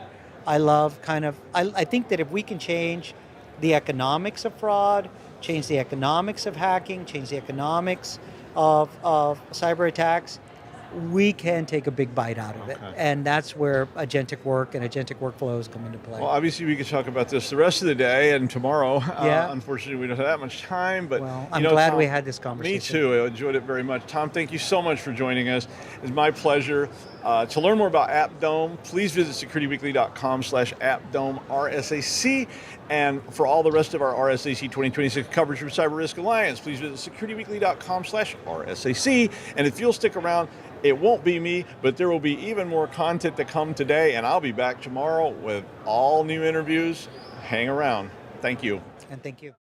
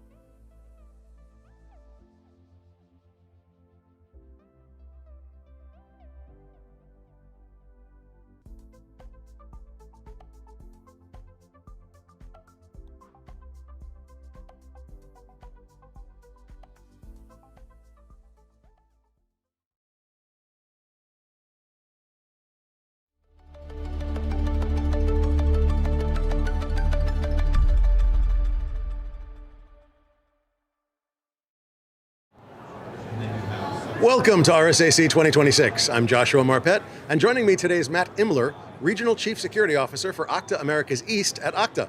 I know it's like twice, but it's okay. So thanks for being here, man. Yeah, absolutely. I've got some questions for you. You know, Okta's famous for its long history of identity, long history of trying to keep bad people out and good people in, and long history of working with a lot of different systems to do exactly that. Identity management, identity provisioning, identity just multi-factor, everything identity. But, you know, that's kind of old hat. Not dissing it, it's incredibly important. So what's new today? What's going on today that's so exciting and interesting? Yeah, so I mean, we're looking at what is coming next. So, you know, as you said, it's not necessarily old hat. You know, identity is still important, keeping bad guys out. Yep. But we're looking at, you know, what happens next? You know, what happens if the bad guys do get in? How do we identify that? You know, what's happening with all the AI agents out there? How are we treating those identities? It's not just about the front door anymore. It's more beyond that now. I'm not going to make the joke. Okay. But the point here is that you mentioned AI agents, and I want to dig in on that a little bit more. So AI agents are let's differentiate. There's Agentic AI, which is AI agents, as you put it, working on their own to fulfill tasks, purposes, whatever. Right. And then there's prompt-based AI, which is more of a search engine on steroids, if you will. No, we're talking about Agentic AI here. When you say an Agentic AI identity, what do you mean? So we're talking about a non-human identity that is non-deterministic. So it is not like a service account, not something that has a set of tasks that it's doing, but something that can act upon its own, make decisions based on the environment and what's happening, and isn't necessarily, you know, a static operation. Okay, because a service account is like a script. It does one thing or a set of things, right? And that's all it ever does. Okay, or it does several things, but we always know what it's going to do. The same thing every time. Right, deterministic. Right. Whereas an AI agent may not be deterministic. It's non-deterministic by definition. It'll fulfill the tasks that we've asked it to do, but I think the wording I just used is actually perfect. We've asked it to perform tasks. It figures out the methodology it needs to perform those tasks. So we don't know where it's going to go to do that, other than it's probably going to go over here to get this information, go over there to do that manipulation, things like that. Is that what you're saying? Yes, exactly. So you don't know where it's going to go, what it's going to do. Excuse me. Okay. And you know, the risk is that we don't understand what decision it might make to find that data. You know, what we think is the data it's going for may not be the data it thinks it wants to go after. Which is why we're asking it. Exactly. It uses different methodologies to think about the problem and break it down. Exactly. Okay. Now, I mean, how do we identify AI in such a way, using an identity management system or IDP or whatever you want to call it, that it's useful in a non-deterministic system? How do we do that? So we identify it in different ways. I mean, you have to determine whether or not something is human or non-human when you're looking at it from an identity perspective. That's hilarious. You have to actually say, are you human? Yeah. Or are you non-human? Like right. Before, the service account's a service account's a service account's a service account. Now we have to distinguish between the human and the non-human. Yes, while treating them both as human at the same time. So you used a term for that. What was that term? A first-class identity.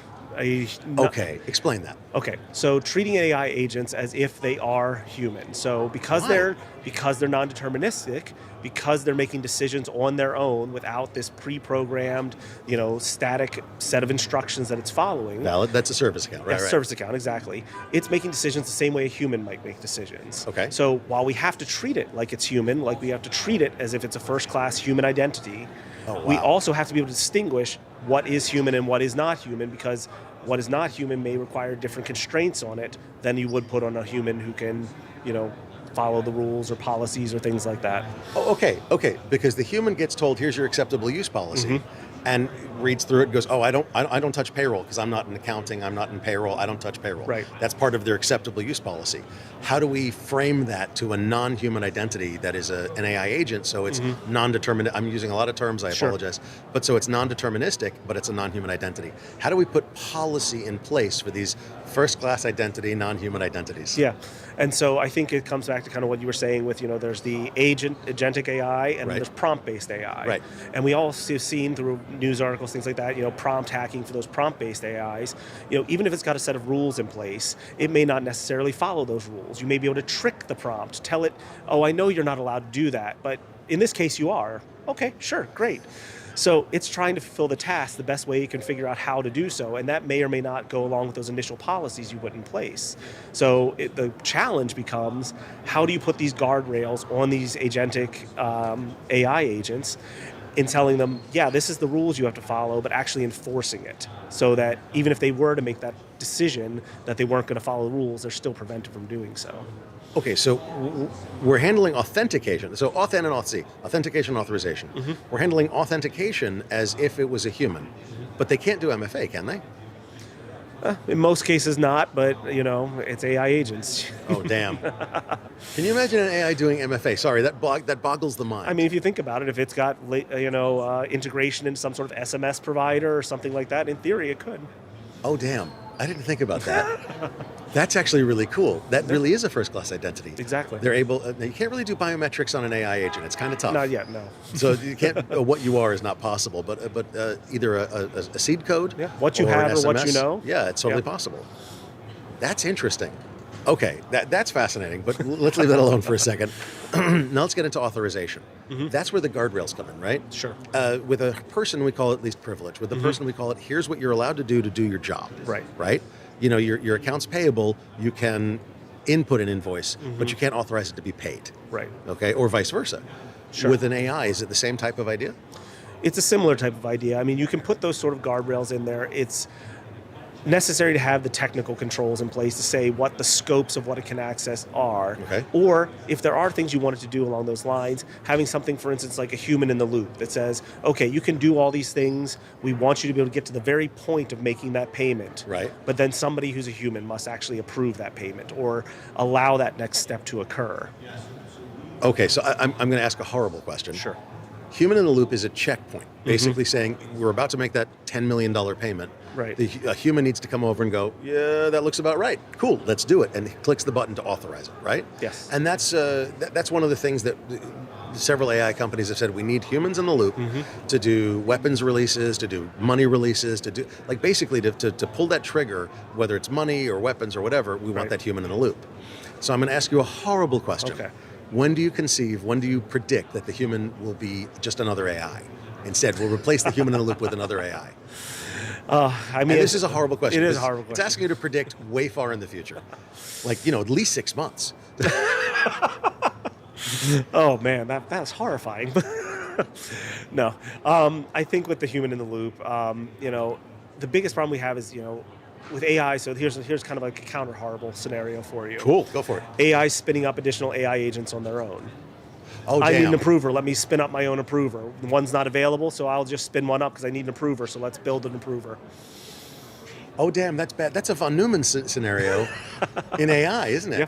Not a hardware von Neumann, but it's a software von Neumann. Self-replicating AI. Exactly. Well, luckily, we don't have any RAM anymore, so it'll just, just fall apart. But oh my God, that's horrible. Yeah. Okay, yeah, thank you for the counter horrible scenario. Fair enough. I now have nightmares. You put it out there, so I No. You earned me the nightmares. I'm okay. I'm okay. It's interesting because it is not the von Neumann scenario, but the idea that the AI is treated as a human because it's non-deterministic, and you've got all these people going, it's just software, it's just software, it's just software, it's just code.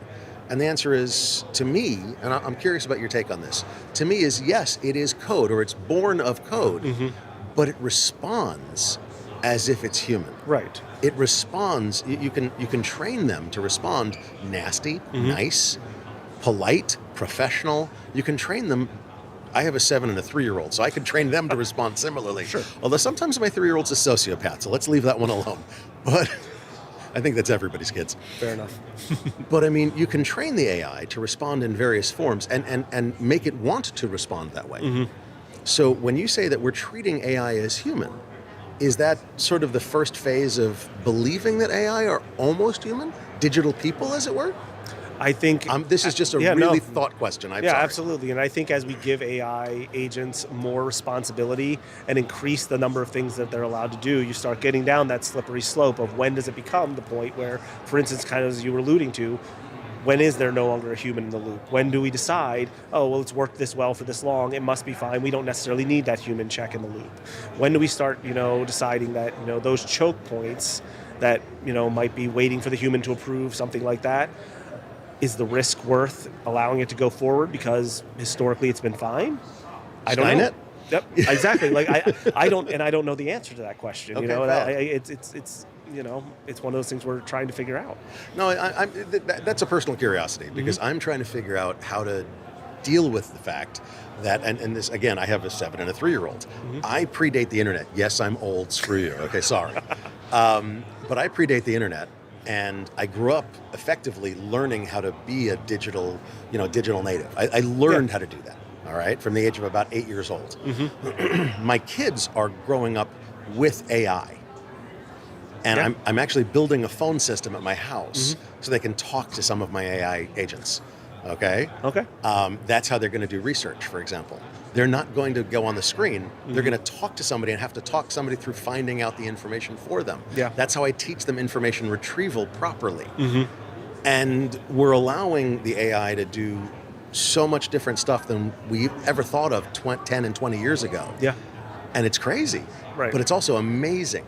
So, and this is going back to your company a little bit, but how is Okta handling the fact that AI agents are, as you put it, expanding in responsibility so drastically, so fast? Yeah. So one of the biggest things that we're looking at as a company is how we can make sure that the customers that we have are able to identify what is and is not an AI agent, so that they can put the controls in place that they need to, or at least try to.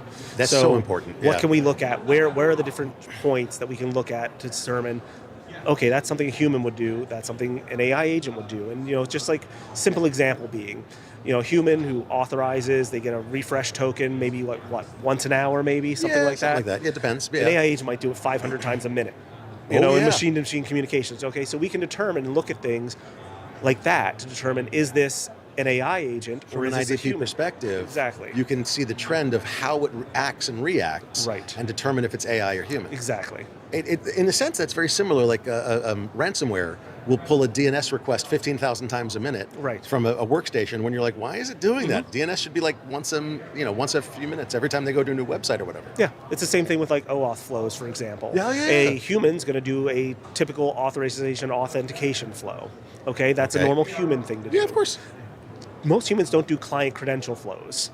Because that's for machine to machine. That's a valid point. But, okay. If you're initiating this OAuth flow and allowing an AI agent to act on your behalf, and all of a sudden you start seeing like client credential flows, that's probably not a human acting in that account. Okay, so let me put those together. One of the biggest problems with AI identity is the idea that an AI, when I ask an AI a question, prompt or agentic, okay, and it uses my credentials and carries my credentials down the pipe, if you will, to get access to data that it needs, using my credentials to unlock, to answer my question. Then how do you determine? Because it's a human's credentials, but it's an AI presenting them. Does that make sense what I'm saying? Yeah, so there's certain things you can do, especially kind of at the browser level specifically. So like secure access browser plugin, for example. Nice. Where it looks at that specific OAuth grant happening and says, wait, stop. What are you giving access to? Is this a known AI domain? Is this a known approved place that we want this to come from? And you kind of stop it right at that initial granting of authority to begin with.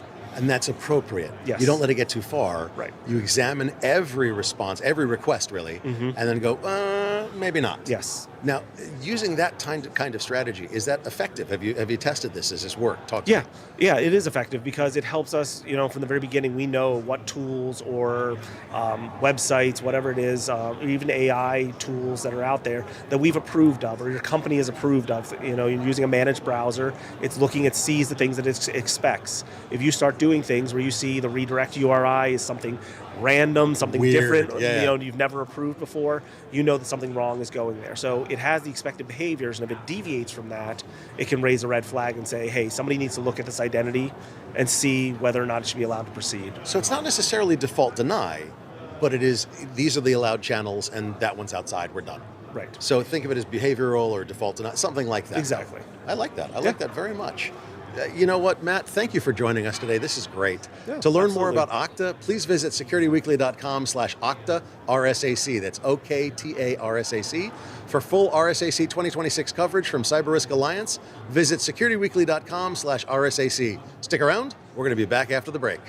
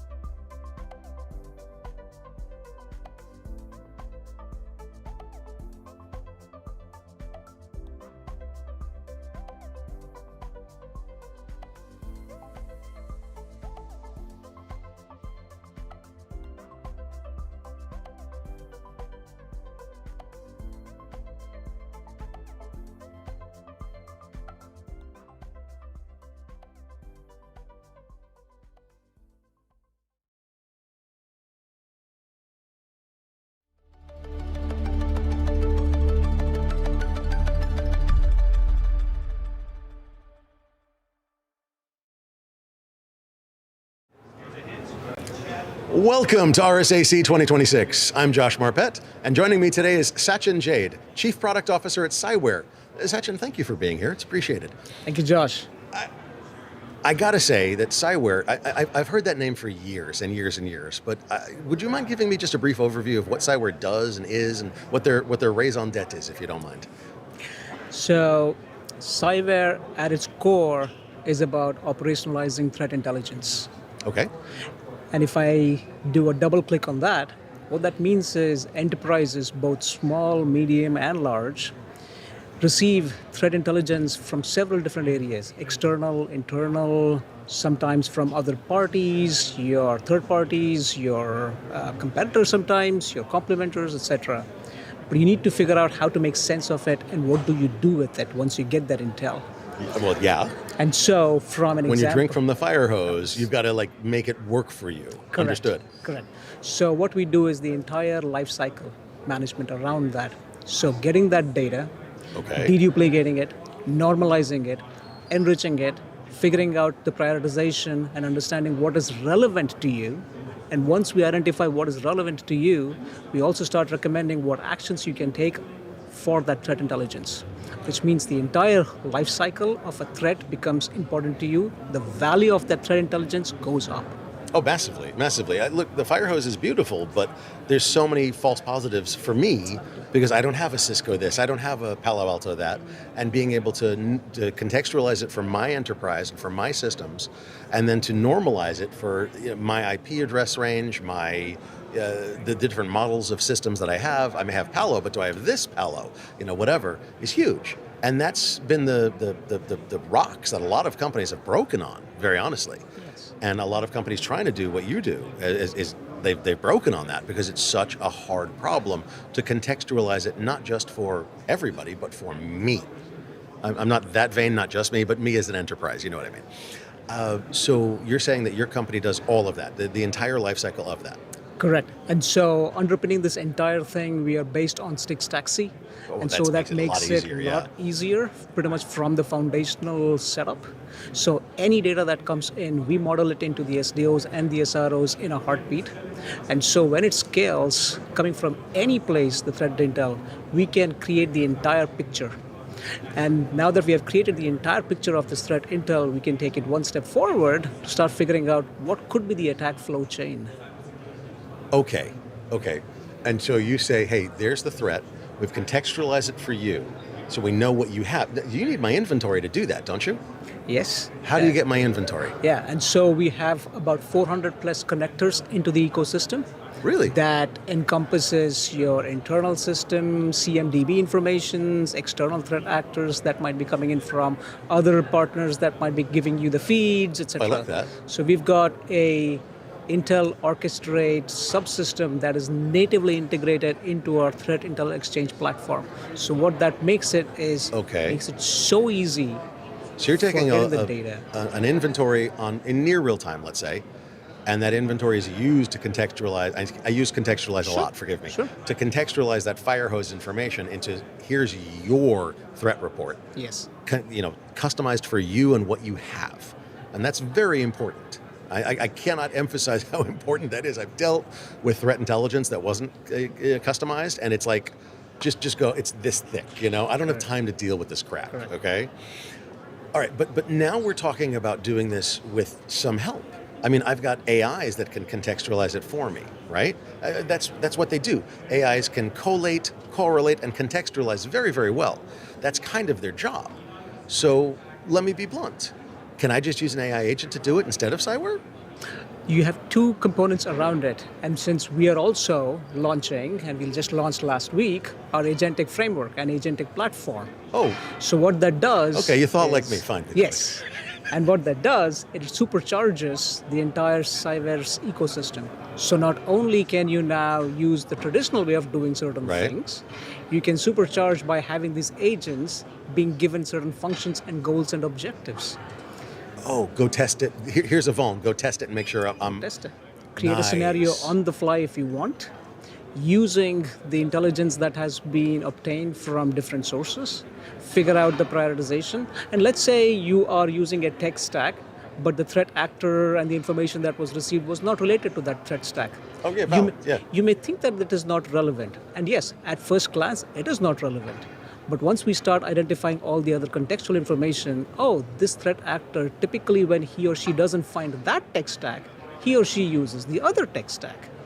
And you're saying you have the behavior of that type of threat actor locked down, so you know, hey, I don't have that tech stack, but that threat actor, that APT group or whatever, if they don't find that tech stack, they're going to go look for this one, and I have that one. You have that. And so now we are giving you the attack flow chain on a forward basis, and this agent starts to help you on a non-deterministic, because it is probability, but it starts giving you the paths that this threat attacker can take. And that's interesting, because we've always thought of threat intelligence as it's a matching game. Do you have this Palo Alto firewall version, blah, blah, blah, with far more version da-da-da, you know? Correct. And if I have it, I'm a problem. If I don't, I don't. But you're adding the behavioral characteristics into this. And that's very proactive. Like you're saying, I'm not just going to look at the information. I'm going to look at the information and where they're going to go after that. So am I right that that's a proactive action? It is proactive, and there is a reason for that, because over the last 20 odd years or now, the impact of adversaries has just been growing. Oh God, no joke. And in the last 2 years, since generative AI came into the equation, that has just expanded exponentially. Yeah. The latest number that I heard was that the impact of cybersecurity impacts, so to speak, is going to be in the trillions, almost like the third GDP of the globe. Wait, I'm sorry, seriously? Yes. And so if you don't have a system that can proactively look at that and scale as fast as needed as well, you just can't keep with the adversaries. So one of the reasons you launched the Agentic Fabric last week was to keep up with what's going on with cybercrime, with malware, with adversaries, as well as keeping track of the expanding use of agentic AI inside of your customers and inside of our compatriots and colleagues in all of our companies. Correct. Because the usage of it is expanding just as fast as the cybercrime use of it. Am I correct? 100%. And because adversaries never play by rules. Well, they do. They play by going for the money or the information or the something. That's basically the only rule, but there's one. Yes. So they never play by the rules. So they will use any mechanism that's at their disposal. If it works, they're going to use it. They're just going to use it. So leveraging, what used to be insider threat from a human standpoint can now become insider threat from an agentic standpoint if they take over the agents. And these can be in multiple different ways. So which means you need to understand the behavior. And so our whole intelligence concept in this collective defense, if you will, starts to make it from who's this threat actor, what do they typically do, what kind of threat intelligence they use to exploit certain vulnerabilities, etc., and then how do you block it from a proactive standpoint. Valid. Okay, so but you need to collect this intelligence in order for it to be valid. You need to have a very broad base of systems to say, oh, look at that, that's interesting, let's add it to our fire hose, right? Where are you getting the intelligence from? How big is your base, if that makes sense? Yeah, 100%. So we've got the large enterprises that use our platform, but in addition to that, every single ISAC that's on the US ecosystem, so to speak, uses our core platform for intelligence gathering and sharing. Okay, whoa. That's every critical infrastructure company. Every critical infrastructure ISAC, absolutely. So that's the beauty. They will leverage the cyber platform to figure out what the data is with respect to threat intelligence. The analysts of these ISACs will create the appropriate advisories. That's their job, literally. Yeah. And they will share it with the member organizations that belong to that ISAC, who can now take decisions as they need to. Now, taking it one step further. How? Once we have the agents that we launched, right, as part of the actioning capability on the member organization side. So now as soon as I receive an alert or an advisory from my ISAC analyst, I can take automated decisions if I want to. It's in your control. You can actually now end-to-end, in an automated fashion, get the alert and advisory from so many different analysts, extract the right data, figure out the action that you need, which is maybe a blocking an IP or whatever the case remediation might be, of some sort, remediation step, and do it in a heartbeat in one go, in one transaction. Automated remediation? Yes. Is that part of your new Agentic Fabric platform? That is correct. So I can authorize an Agentic system to say, here is a piece of threat intelligence. Yes. It is relevant to me. Yes. It is normalized for me. Yes. It is something I need to act on. And your platform will actually perform the action if I give it authorization to do so. If you give, yes. We put the guardrails for the human being to be in control. Human in the loop. Human in the loop. And and with any agent, once they come into the ecosystem, they are very similar to a human resource capacity as well. So they have a function, which means their boss, the agent boss, if you will, the human boss that are controlling the agents, he or she will start trusting it after only a certain point. So once they are at a certain point, they're going to say, flip auto remediation on. Correct. You know, it's funny. This reminds me, I'm sorry, I'm old, but IDS, IPS, intrusion detection system, intrusion protection, the difference is just flip the block switch from monitor to block. And nobody flicks to block because they're terrified of blocking legitimate traffic. Yes. And what you're saying is very similar in that, you know, identify or block or remediate, auto remediate. Do you think people are actually going to flip that switch? I think if you give them the right kind of trust and controls, they will. And so one of the other hypotheses that we're going to be bringing in sometime later is once you get, because you have the information on the internal assets of that particular customer, you can now run scenarios. So once you get, let's say, the information around that threat intel and what the blast radius or the impact is going to be, you can run the scenario, what would happen if you actually block it? Will there be other impacts of that block? And at the agentic scale level, you can do it and you can let the human say, I trust this now, you can go do it because I know the blast radius scenario as well. And the damage is minimal. This is within our risk appetite. Bingo. And so anything that's within our risk appetite, you're allowed to auto remediate. Anything that's outside this blast radius, this risk appetite, a human needs to be in the loop. Yeah, seems like you're reading my mind. Sorry. It is. This is a part of where I live. I do a lot of risk work. It is, and this is changing the concept of cyber and threat intelligence from tactical reactive to strategic and risk focused. Yeah, absolutely. Because I have to bring the enterprise risk management team in to tell me what is that blast radius and risk appetite beyond which I need a human in the loop. But now what I'm doing is I'm doing it not only on risk-based security, I'm also bringing the enterprise risk management team in to help me with these decisions and processes, which trains them to understand the technological risk. That's kind of fascinating. I got to tell you that. Sorry, I'm sort of just thinking through this live. And that allows us to do compliance, risk, security in an agentic fashion with guardrails about what's my risk appetite, and they all work together. Yes. That's fascinating. That's really smart. I like that. Yeah. Before Cyber, when I built my own product company and exited that, we had coined this term called security value at risk, which was the whole notion around what is the value at risk when a security event happens. Right. If something happens, what could be the consequences? Correct. And it could be positive consequences or negative consequences. It doesn't matter. What are the consequences? Yes. I teach people that all the time, and it's weird to people. You're like, look, you do it with your kid. If I let them play in the street, what could happen? They could get hit by a car. Probably a bad consequence, unless you have a 3-year-old sociopath. But anyway, I'm kidding. There's the inside joke. My kid's 3-year-old, and occasionally she's a sociopath, but I love her dearly. I'm also the most overprotective father known to mankind. I'm horrible. Okay, so Cyber is doing all of this now with that new product. Yep. It's out. It's available to everybody, or It is GA. Okay, it is GA. And your customers are only the big ISACs, the big enterprises, that kind of thing, or does it go? Where's your customer level end, if that makes sense? Great question.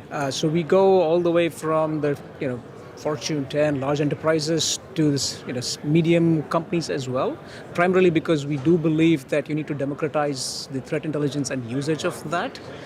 A lot of the smaller enterprises might not have all the wherewithal, so to speak. Yeah, they're not going to have the infrastructure to make use of your stuff. Correct. Yeah. So we have this product offering for them, which we call the Cyber Intelligence Suite, which bundles a lot of these things together for them so that they don't need 4 different individuals, CTI practitioners, SOC teams to actually execute it. So it makes it easier for them as well.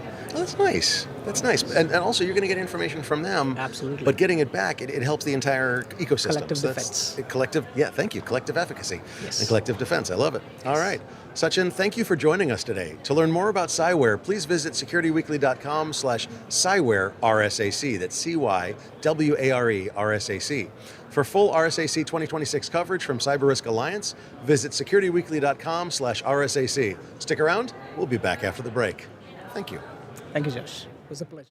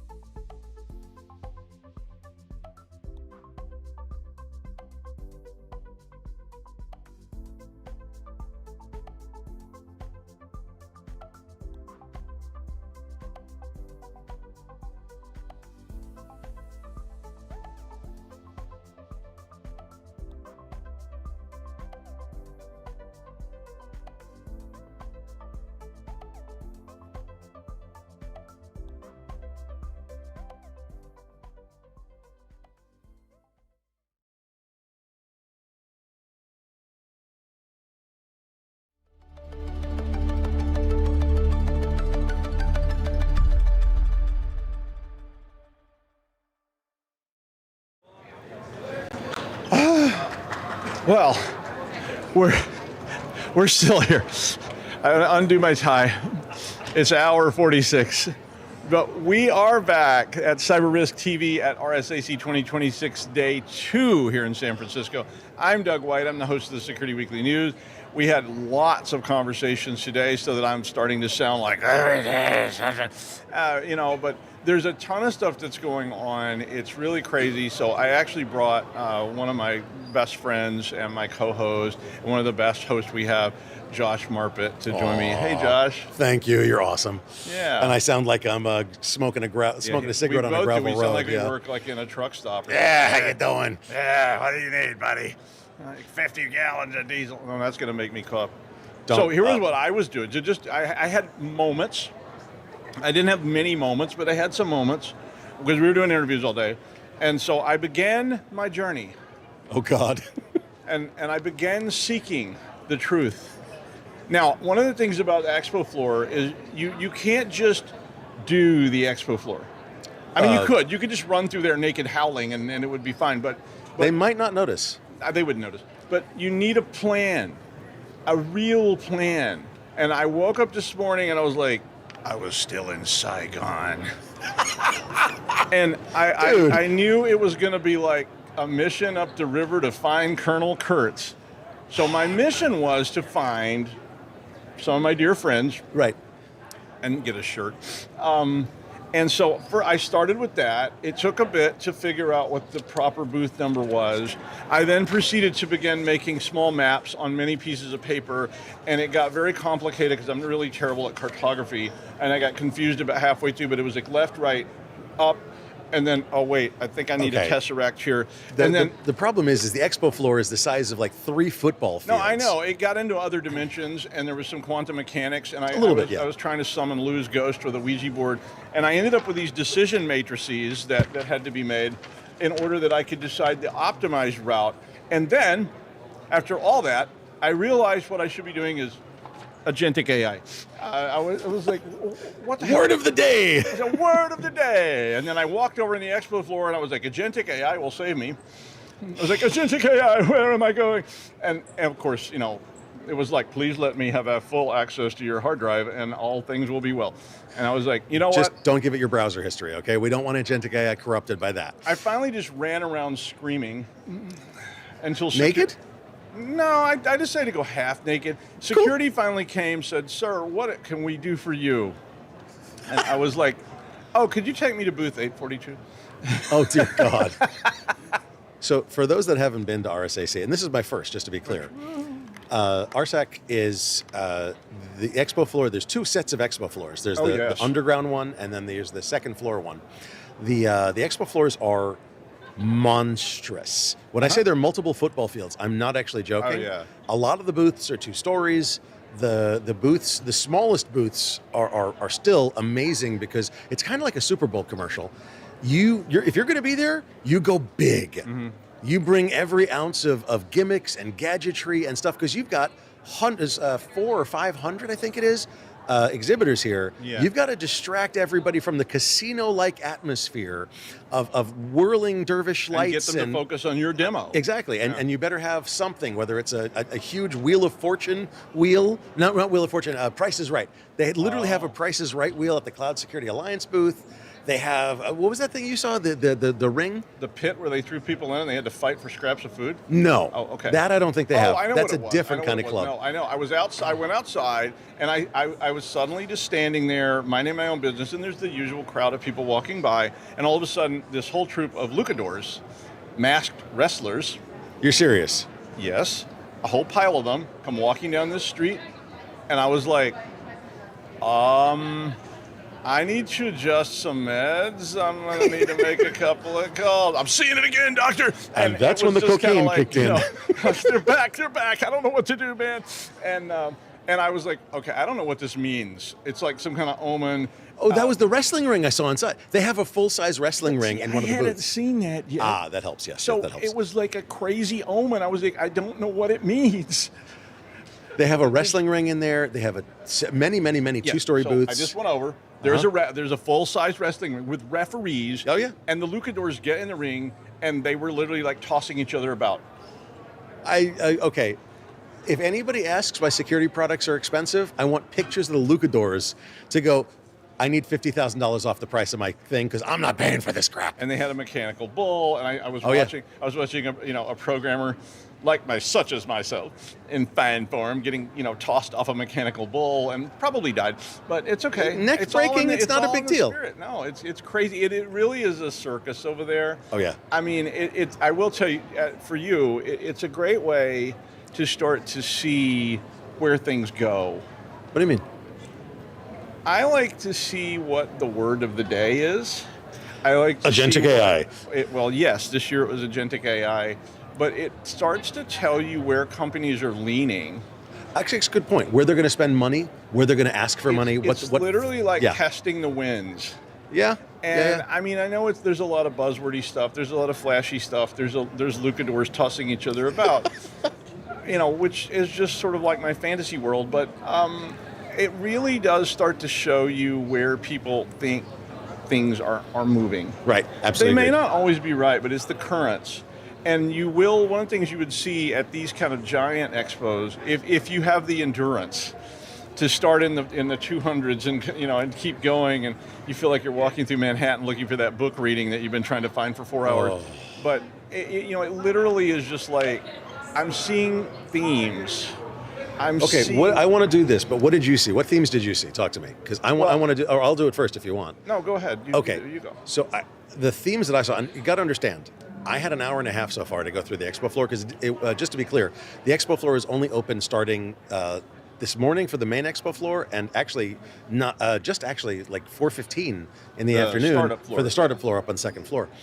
So I only had an hour and a half. Mm-hmm. In an hour and a half, I covered a tiny little corner of the expo floor. That's how crazy big it is. And what I saw was Agentic AI, but more interestingly, was AI identity, AI guardrails, so sub pieces of Agentic AI, if that makes sense. Yeah. That's what I saw. Those are the trends that I'm thinking we're going to be seeing a lot of this year. Yeah, I think mine was probably AI identity, and my card allowed me 17 minutes and 31 seconds before I had to turn around and head home because there was no way I was getting back for this.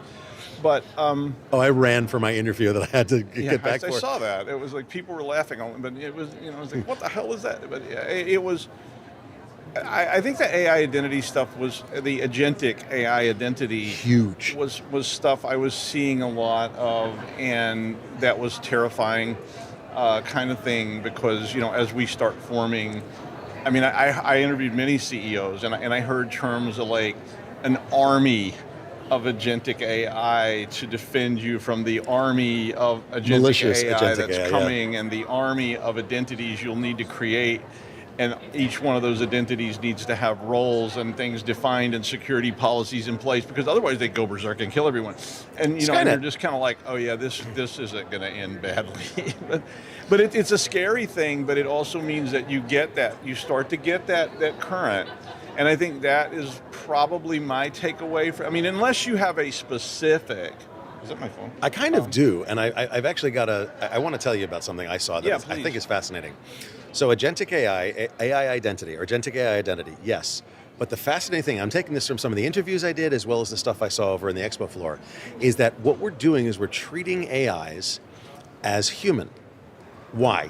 Because they are non-deterministic, because they're probabilistic, because I can't tell you, a service account I can tell you what it's going to do. I programmed it. This is what it's going to do. Yes. Or this is the sequence of events, whatever, but I know what it's going to do. It's deterministic. AIs, Agentic AIs especially, are probabilistic.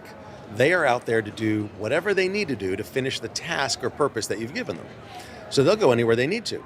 So we have to treat it as one gentleman had a great term, first-class identity, okay? A first-class identity, a human identity, and we put the same guardrails around it that we do for humans. What does that mean? Well, I do least privilege for a human, right? Yes. So you do least privilege for AI. I give it exactly the access it needs to do the job that I've set it. That's fine. I think that's a great idea. Mm-hmm. But this idea of treating an AI as a human is fascinating to me. Because even though we say, oh no, these AI are not, they're not sentient and sapient, they're not AGI, they're not strong AI, they're not people, they're not digital people, we're treating them like digital people. Yeah. We are actually treating them like digital people. We are. And that's fascinating to me because I think for our generation, and I think we're old, so for our generation and for the millennials and Gen Zs. Speak for yourself, Pops. All right, Boomer. Let's get you to bed, Grandpa. Hey, dude, I got like 2 parties to go to tonight. I want to go to bed, okay? But and that's the other thing at RSAC. Oh my God, the parties. Yeah. But for several generations, they're going to treat it as software and code. But I think the generation after that is going to grow up treating them and believing that they are people, whether they are or not.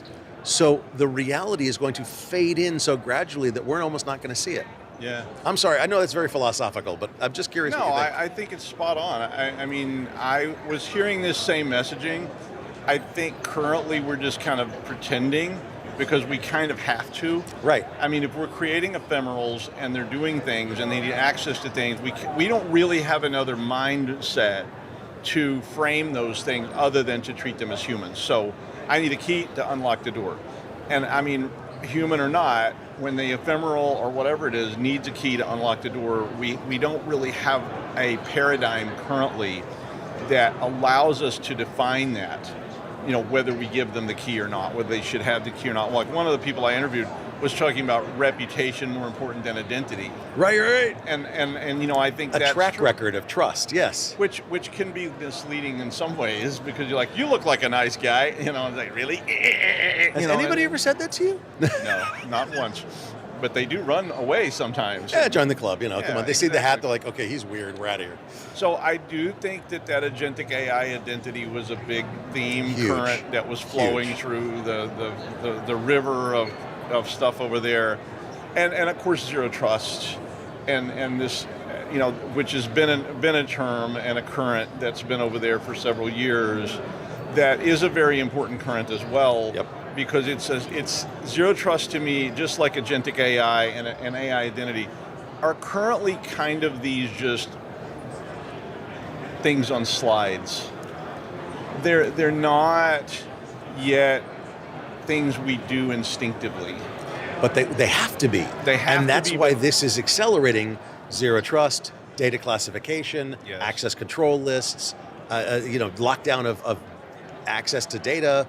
All of these things Agentic AI is accelerating and adding budget for, because every CEO wants Agentic AI. If you want that, boss, we got to have these things in play. Yes, and it's easier to talk to the C-suite people, I think, about those things in terms of Agentic AI because they're more afraid of them than they are of humans. Well, they've read the article in the back of in the magazine in the back of the airplane seat, and so they're scared of Agentic AI now. But I mean, the idea that here's this thing that moves faster than I can, right? Has access to more data than I do at all times, and can collect more information about this problem so much faster that, you know, while I'm still thinking about, it's already researched all the information about this in the whole world, pulled it together and said this, and this, and I'm going to do that. And all those things lead to it saying, and I need access to this.